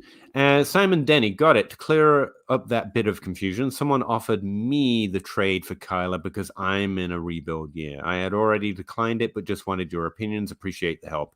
You don't take on a 30-year-old running back because you're rebuilding. That's and a 36-year-old quarterback, and I don't even remember. Like, Swift you nice, can. Still, and Swift was good. No, there's. Ultimately, I want less roster spots usage so I can add more players that might turn into more value, which I can then flip. If I'm building, I want the space. That's what I'd say. You can do so much better that will help you get it to the right place in a better fashion, because there's so much on that other side that can turn into nothing very quickly, especially with Aaron Rodgers going to end up somewhere else next year, assuming he doesn't just retire. Derrick Henry, his value is going to be trash, and we don't know what he comes back as in the beginning of the season. It might take him a long time to get over a foot injury, especially because he's a gigantic man. So there's a lot of pressure going on those feet. So that is absolutely not a trade you make. Don't stream Doctor. I think he can get healthy like everyone else. But yeah, it's just we don't know. And I would value the roster space and the elite dynasty value asset. And Kyler Murray is worth literally whatever you want. He should be worth whatever you want. Like Kyle Pitts theoretically is. Kyler Murray actually is. Luke Johnson, what's the value of CEH and Superflex? It's a good question because it's not a first and it's not 2 firsts. It's like between them. You're not getting a first for CEH right now. No. You think it's worth a second? Wow, I thought you were saying 2 firsts. No. You're not getting a first for CEH right now, man. That's fair. The price is different than the value. Yes, 1,000%. Like he's gonna. That's why he's kind of between the two. Wait till he comes back. Wait till he comes back, and he'll be worth more right away when he's playing. But it's really tough. Like you're gonna. CEH, if you're rebuilding, just hold on to CEH unless you are in the draft. And there's a dude in the second, because I was talking to Kane Fassell the other day, and he said the entire second round of this coming rookie draft is going to be wide receivers. So if you get to that, if you have CH or David Montgomery, you put something together with them to get a first or more. That's probably put them together. Go get a first plus. That's fine because they have no value to you. You don't. And unfortunately, they should be worth more, but they will be worth less this offseason. So it's just put something with them, like a second or a wide receiver who's, a top and especially guy, to competing teams, Montgomery's going to be worth more and more every second he gets closer. Well, his price will go up every second he gets closer to playing again, which we're more trade deadlines are a thing. Well, gross. Ew. Mm-hmm. I know you don't like them, but they're a thing. Now's a good time to put something with them to go get some extra value. It's unfortunate that's the way it works, but that's running back for you. That's why we're cautious with their value. Put them both together and get a first and a young wide receiver and just be happy about it. There were 3 first-round picks, and then they're worth literally maybe if I add Tyler Lockett, I can get a first. This is why running backs suck. Running backs are the worst. But that's the move. That is actually the dynasty move. It's go add something together and go try and fish a first off someone. Preferably a competing team, but who knows? Hey, Peter and Russ, good to see you guys. You too. Keep Toronto reading. Dave. Keep reading. No. Legitimately try to refrain from overt compliments. I feel bad for the last time, so I need to address that comment. Going to enjoy watching. Okay? You be you, Dave. Don't listen to Peter's curmudgeonness. Don't try and take my fun away and expect me to react to it. Okay? I like being overly pessimistic and curmudgeonly. You can't make me feel bad about it. Okay, it's not fair. I think I just did. Just let me be mean about it in my own way. You could be so much more, Peter. You could be so much more. I could be so much less. I'm curious to see how much work JWJ gets when he comes back and how it will affect Elijah Mitchell. Nah, it won't, because I don't. They use one guy till he gets hurt, then they use another guy, and if one gets hurt, he goes to the back of the list. Like, it's the same thing. Like when like just replace Elijah Mitchell with Mostert. Wilson didn't really affect Mostert's workload. They're just way two different players. So I don't think Wilson coming back will really affect Elijah Mitchell's workload. It's a Sermon might just be dead for the rest of the year, though. It's as straightforward as fantasy Twitter always wants a running back backfield to be. You get hurt, you go to the back of the queue, and by the time you get to the front, it's your turn again. Then you get hurt, and you go to the back of the queue. That's San Francisco running backs, man. Just it's easy. Don't make it complicated. I'm curious to see how much Cleo Herbert stays involved.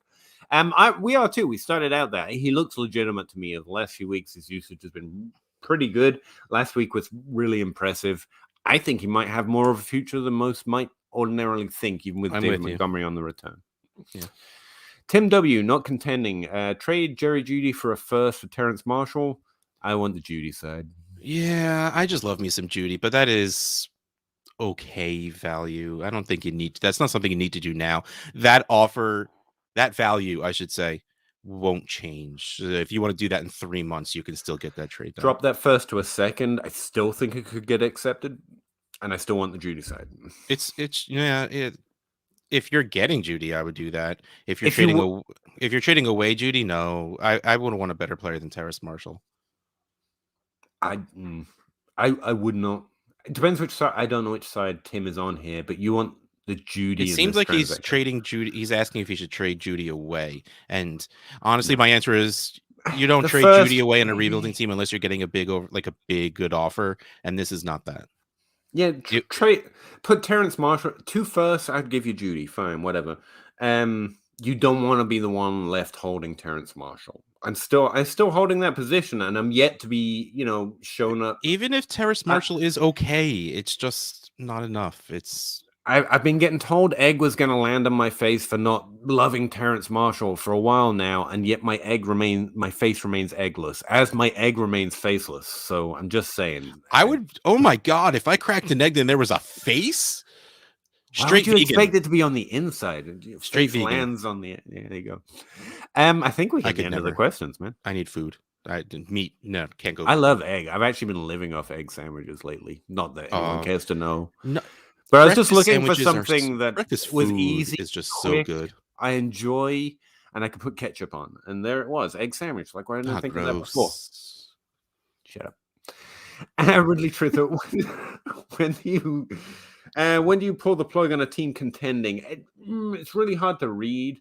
Part of it's record. Part of it is if you're on my fantasy league, you can look at your all-play record, and that really tells the truth. And if you're in a league that does not give us at least one seed to most points outside of the playoff teams, riot until they allow that. Because going pure based on record is the dumbest thing ever. Yeah, if you don't... It's a little bit of work, but try and go back and just look to see if you would be winning more than 50% of your matchups if you played everyone every week. That it's not a great barometer, but it's some sort of barometer of if you're above or below the fold. And my fantasy literally has a calculation in there for you, but I think sleeper and stuff, you probably have to just take a glance, just get an idea if you're beating most teams. Third and fourth in points, it's stupid randomness that's not giving you wins, so don't stop. Yeah, you could just look at all points, yeah. I mean, it seems like he said he's top 3 to 4 in points. Yeah, so just keep trying, man. Keep going, man. That would be my guess without seeing the roster. You're competitive. Yeah. Toronto Dave, contender for Darrell Henderson worth a first? Yep. Not for me. Oh, wait. Henderson. I was reading one of the Damian Williamses. I'm getting tired. Yeah, Henderson is worth a first. Henderson is worth. It's like the most common question on this show. If we were to title this show, it would be Henderson's worth a first. I know it's a surprise. I know no one wants to accept it on either side. Those with Henderson are like, really? And those without Henderson are like, really? But yeah, that's what it is. That's why running backs suck also, because one day they're CEH and one day they're Darrell Henderson. That's the way it goes. Or one day they're CEH, one day they're CEH. That's probably better. Median games per week. Okay, yeah, sure. Yeah, victory points are a very awesome thing. Right. I'm only in one league that does them. And I should be in more, but the problem is most of my leagues I run and I have not put them in my leagues yet. Right.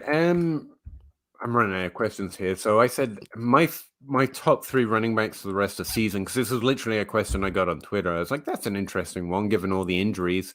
And right now it's Kamara, Harris, and Swift, and then you've got that solid tier. I do think Eckler and Cooks stand out in that second tier, but Kamara, Harris, and Swift stand out in terms of overall usage. I put Eckler in that top tier. Who would you drop out of it? Because he asked for top 3? Top 3? Mm-hmm. Would it be too hot takey to say Kamara because that offense is going to get super weird? No, we're talking about like the difference between a very nice thing. I'm not going to be sad starting either of them. Nice you're like, right. So that second tier running backs, I'm like we said in the show, I'm very happy rolling out Mixon and Ezekiel Elliott and Henderson and Robinson. Like the expectations aren't different, but if I have to create a top 3, those are the 3 that would hit. How about Dynasty though? I literally read off my Dynasty guys who I think you can buy in any situation. They're going to be highly valued this offseason. So I mean, the top 3 running backs I think are Taylor Swift and Najee. And it's probably it. Yep, those are the 3 I had. Like. Yeah, so no disagreement there. It's sad when we don't disagree, Russ, don't you think? Wide receiver's too easy. Jefferson, Chase, Lamb. So there's no difference there. That's really just it at this point. Hang on here. You guys rule. Team old guy. Thanks, Ridley Truth. I appreciate it. Sam Darnold, Juju, Conklin for Derek Carr. How about Zach Wilson? I want Zach Wilson. And I don't want to roster Zach Wilson anymore. Feels bad. Okay, we need league detail. 2 QB, but what's the size? Like, what's the league size are we talking about? If this is, if it's it, and 2 QB is weird, man. Like, you have to start 2 QBs, otherwise you take the 0. But still, I like Juju. We both like Juju way too much to want to do this for Derek Carr, and I want nothing to do with Zach. Pretty much, Derek Carr's fine. Sam Darnold, as long as he's got the job, is going to be fine in terms of Superflex startability. Zach Wilson, no thank you. 12-team 2 QB. Ooh, 12-team 2 QB. That's rough because not everyone can have a third quarterback. Mm-hmm. But he's only getting 1. It's still 1 for 1, so it doesn't. Yeah, Darnold and Carr are both playing. Yeah, I don't do that because they're whatever. I would rather just hold on. See if you can replace Juju with someone we don't like as much. Yeah, right now Juju is the only one that I really would see increasing in value. Yeah. And so I just take that side, I guess. But just having Carr, it saves your roster spots. It's fine. I think I take the Juju side, though. Toronto Dave, extremely early, but general thoughts on 22 rookie draft. I literally have none. I think the picks are going to be undervalued. I'm kind of excited about that because there's still going to be good players here, but people are going to want 2023 picks. I literally do not know a single name of the players who are going to be drafted. No idea. You're talking to the wrong guys about this one. Sorry, buddy. I wait. Other QB is Kyler and Teddy. Kyler's your QB then, and Teddy's fine. Well, this is a 2 quarterback, so switching between Teddy and Darnold, you're fine. I wouldn't. No pressure. I mean, Conklin, I would try and trade away Conklin for anything I could get, but I'm not just throwing in Juju for none. And you're not getting an upgrade is the thing. You're not getting a real upgrade, so what's the point? I heard PJ Walker getting first team reps at the moment. Cool. I have not heard that. They're not sitting Darnold. They're not sitting Darnold. They're not going to. When players getting this team reps pays off, I'll start listening to it. As it is, it just seems like more stuff I could be doing other things than listening. No, I'm not. No, that's not something I'm actioning on. No, I just special teams usage is more interesting to me, whether it's going up or down. It is actually really interesting trend. And not one you have to listen to beat reporters for. You can just look at Pro Football Reference. Not the beat reporters aren't awesome and good and stuff. Who's worth more? No, that's too easy. I'm trying to find a Travis Kelce question for folks. Like I get everyone wants. Wait, hold on. Spock came back with a question. Teddy and Bridgewater, rest of season outlook, fine. They're QB2s, top 24, they're fine. Teddy and Bridgewater are the same person. Yeah. I'm guessing he means Darnold. Yeah, I'd get rid of them if you can to get some. I would trade them away, sure. But where the quarterbacks in a 2 QB, specifically 2 QB 12 team, you need other quarterbacks in return. Yes, because you need 3. Something I was thinking about this week. This year is reminding of us why drafting the quarterback above everyone else in Superflex drafts, rookie drafts, is still the right idea, but normally it sucks. You normally get Carr, you normally get Bridgewater, you normally get fucking Marcus Mariota. You don't get Justin Herbert and Kyler Murray every year. It sucks, but quarterback just ends up being more valuable. So yeah, like remember the pain of this year. Like Trevor Lawrence is fine. This is good. It's fine. It's just what it is. We got too spoiled with too many young QBs going off so early that now we're like, just get one next year. There's probably not another one coming. We're probably looking at the elite quarterback landscape for a while to come. So stop betting on the upside. What does that mean with Teddy and Darnold? It means they're infinitely more startable than it feels right now because there's going to be a lack of those guys. There's really only a few players that beat that expectation. God, we got a whole new rush here, right? I thought I was going to get you out here with a Kelsey question. Sorry. Bob, so glad you brought up Juju. Screw you, Bob. I feel like this is going to hurt. Would you move Juju for Antonio Brown if you're contending? Yes. Is Antonio Brown healthy yet? I know they have a bye this week, so hopefully if he comes back healthy next week, yeah, he's going to start again some point this year. Yes, I would, and that hurt. Thank you, Bob. That makes me cry. Yeah. Tim W. Is Waller and Kittle dropping out of the top 4 dynasty tight ends? That's an interesting one. I think they could be. I was looking at that list. The problem is who's replacing them. So that's why I mean, you have... It's just Kyle Pitts, 1, 2, 3, 4, and then you've got Travis Kelce, and then everyone else. Okay, yeah, he's right. No, here's the thing. I was going to ask you where Kelce lands, because Pitts is going to be the dynasty tight end 1. I like Kelce, but Pitts is going to be the my one. I still stick... get it that Pitts is the one. I get it. I am agree. In the minority. Same place. Same place. Same headspace. Like, then you've got... Pitts and Kelce are 1 and 2.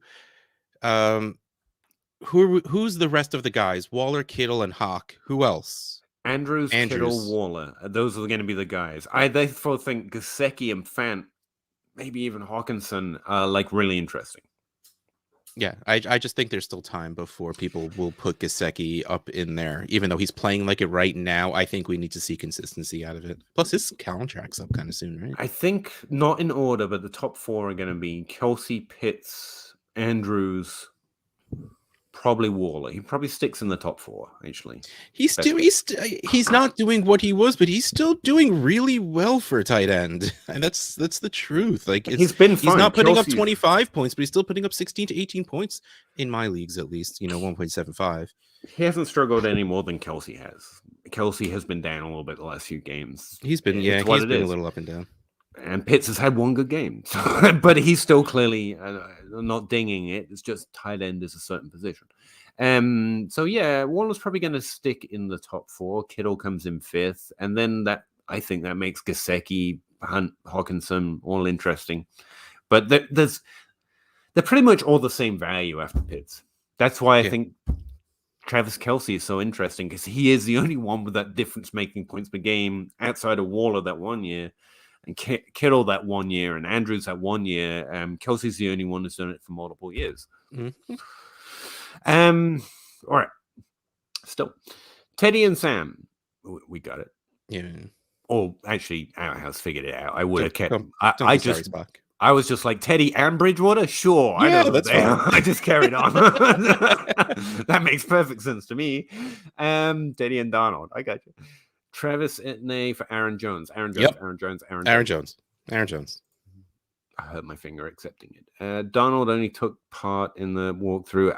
It's Wednesday. Who cares? I am not dismissive of you, Joe. I am dismissive of things I have no idea how to make yes, that is a very fair statement. I apologize if you thought that was in reaction to you yourself. No, I appreciate you putting in the effort to know that. I really do. It's just I have no idea how to get the value out of that because it seems to not tell us anything. It doesn't predict anything. Again, special teams usage, that's why I lean more heavily on that if I'm looking for a deeper signal, because it's something that's happening that does often lead to changes we can see coming. Which team you're practicing with, I have no idea why they decide those things, but it doesn't seem to help. Really, Truther, kind of curious if Teddy B has a slight bump in production with his boy Judy back. That first game looked so nice. All those wonderful targets. Yeah, Bridgewater's someone who can ride an offense, and the more pieces that get healthy in that offense, the more he can ride it. It's why I preferred him over Locke. I think Locke limits an offense. Bridgewater can at least supply one. I liked Locke, A, because he was fun, B, because I think he's better for Sutton than Bridgewater is. But honestly, Bridgewater's a better quarterback and better for the offense. Yeah, look where fun got you. I never stood. They made the right choice. Just remember the that NFL team. Look, I get it. You got two parents here. You've got fun parent over here who's always getting you in trouble, and I'm the one with the right answer. So there you go. I don't know where I was going with that, but I felt like I had a direction, and I just gave up on it halfway through. Harris Moss. He's listing running backs then for his team. Yeah, you should upgrade running back. Harris is great. The rest can be traded. Yeah. Who would you rather keep, Donald or Teddy? Teddy. I don't think they go out of their way to replace him that quickly because he's doing well enough. Darnold is not doing well enough. Here's the thing. I'm convinced Teddy is good. He's stable. He can support an offense. There is and the Broncos want to win through defense. Donald could. He's talk about team fun. He's the on-fire driving backwards version of Teddy. Like, he's doing that, but it always feels a little bit less sure. Like, it might go terribly wrong any minute. Whereas Teddy's a nice, steady suburban van that's going to get you where you're going. That's the difference for me. Don't know why car metaphors today. Skip mine, get some sleep, boys. No, never. Never. Yes, Peter gets it. Do I? I haven't got it. Apparently he said so. Bob would never lie. I haven't gotten it in years. Wait. So what would you give up for Kittle? My young building team. It's a good question. What is a tight end that's not Pitts or Kelsey worth? I think he's worth buying because it's going to be less than they're probably worth, or the effect is probably worth. In a non-premium league, I'm not going out of my way to buy a tight end. If I can get him for a second, that's awesome. I don't think you can, just because of name value alone and what he can do if he's healthy. But man, I don't know. I actually kind of like targeting tight end because most people feel that way about it. But here's the thing: I do it either when feel that way because we're right. There's an edge. I do it when my team stinks and I'm looking for value increases that other people might not be willing to invest the time and effort with. Kittle could do that. Yes. Or I do it when my team's great and I just need anything extra to push the points per game a little higher. And you can do that at tight end as well. If your team is in the middle, yeah.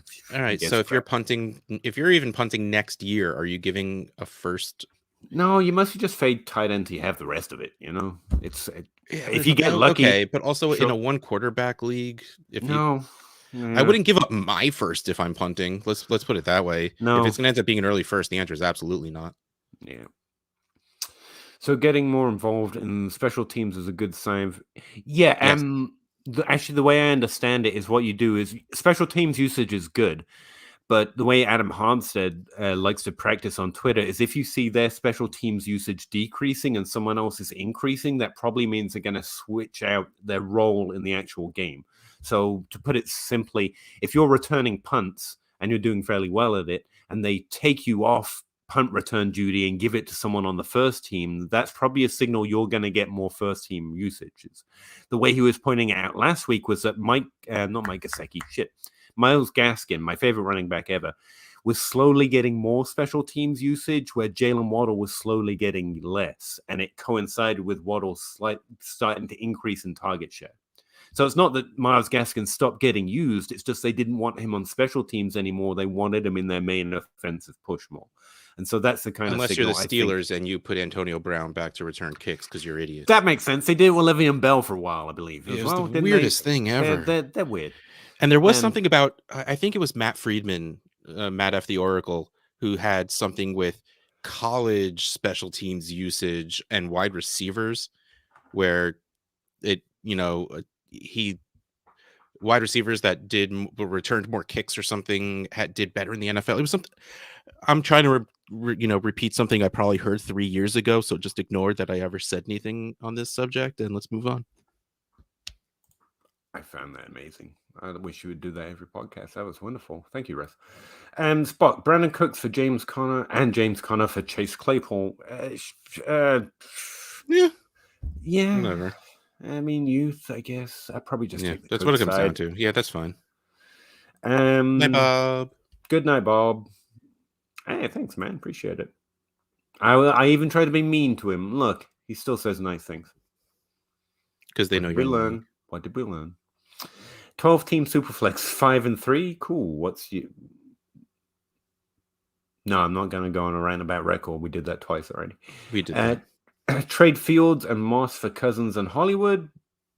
Yes. I don't know. The problem is Moss is kind of nothing at this point, and Cousins and Hollywood are not nothing. But I love Fields, man. Like, if this is Dynasty, Fields is going to be good for a very long time. And I still think he can, assuming he's not going to be as awesome as he was last week, every single week. But if he could be good for the rest of the season, from now to the end of the season, I don't think the point difference between Fields and Cousins is that big of a deal that you want to get rid of that future upside in Fields. So honestly, I would try and put Moss in something else to get someone with a little less name value right now than Hollywood. And this is me loving Fields. Good. Otherwise, that's probably a smart move for your team. Cousins is going to be a great start. Hollywood's top 12 and underrated. Yes. Still, top 12 wide receiver. Still, people like me. It's a smart move for your team to do it. I just like Fields. I agree with you. It's a good move for the other team too, because you get Fields. I think that's really all it is. Wise, the upside's there, but I mean, I don't think you're getting cheated. I think that's fair. Yeah. Mm-hmm. Oh, okay, that helps a lot. Yeah, and to be clear, it's not something we just invented. Actually, no, that's something me and Russ literally just noticed and came up with. Yep. No, that's like as old as the time. It's just it became less. It's not fancy and it's not 1-to-1. And sometimes a player getting a higher target share doesn't really score fantasy points, and so people hate it. But most people hate real signals because they don't solve the NFL, because nothing solves it. But it is actually something of value worth looking at. ETN, I can say that now because someone taught me on stream how to say it. I just say the letters ETNN. And Teddy for Cousins and Aaron Jones. Yes. Oh, wait, just he changed the. Don't even bother with this. Go to the next one. Okay. ETN and Sam Donald for Teddy and Kirk. No. ETN and Sam or Teddy for Kirk and Aaron Jones. Just Kirk and Aaron Jones, and I don't care. Yeah, either side. Teddy, that's Kirk and Aaron Jones. Yeah, that's fine. Same reasoning, exact same reasoning. I mean, we were saying don't give up Juju, so we're both with deal A. I guess. Deal B. That was the one we talked about before. Yeah. College wide receivers, then kick returns suggest good RAC potential. Yeah, I mean, I think it's exaggerated at the college level because of like Antonio Brown, basically. But yeah, I mean, it's always a good sign when a player can earn more touches, and special teams users are kind of overlooked sometimes, so it's not a bad thing to know. Just know that it was also the argument for like John Ross, because he played a special team and he played a cornerback, and he was getting all these touches that weren't wide receiver touches. It is valuable, and it definitely is something worth looking at. Just be a little more careful with it. Special teams usage week to week is a little more direct because you can literally see the team's process in motion. It's kind of fascinating, actually. I think. Which deal would you take? We did. And thank you, Spock498. You're awesome. All right. You shut up. Let me go to bed. Yeah. Who are the elite quarterbacks? I don't have Herbert on my list because I'm trying to be as restrictive as possible. I've got Mahomes, Murray, and Jackson, and that's it. It's not that I don't like Herbert, but like Josh Allen. I don't have him on my list either. Are we talking like fantasy value, or are we talking in Dynasty? Like talent? You would pay exactly what the person wanted for them if you have that capital available. Yeah, I think you do that with Allen also. I don't. Okay, that's how we differ there. You wouldn't ask Herbert to the list. I've noticed you say good things about him a time or two. I like him a lot. He's not consistent enough to do it yet, and I have no idea what to give you on this one. What metric would you track to help identify players for points per first down? None. I don't think there's anything that has a specific correlation to points per first down. I have absolutely no idea. In fact, first downs tend to be hard to predict compared to just fantasy points. Unless you're Larry Fitzgerald. If you're Larry Fitzgerald, you catch first downs. Running backs tend to have a higher likelihood, and so do tight ends for first downs, if I remember right, just from the last Scott Fishbowl update, and we looked at it briefly.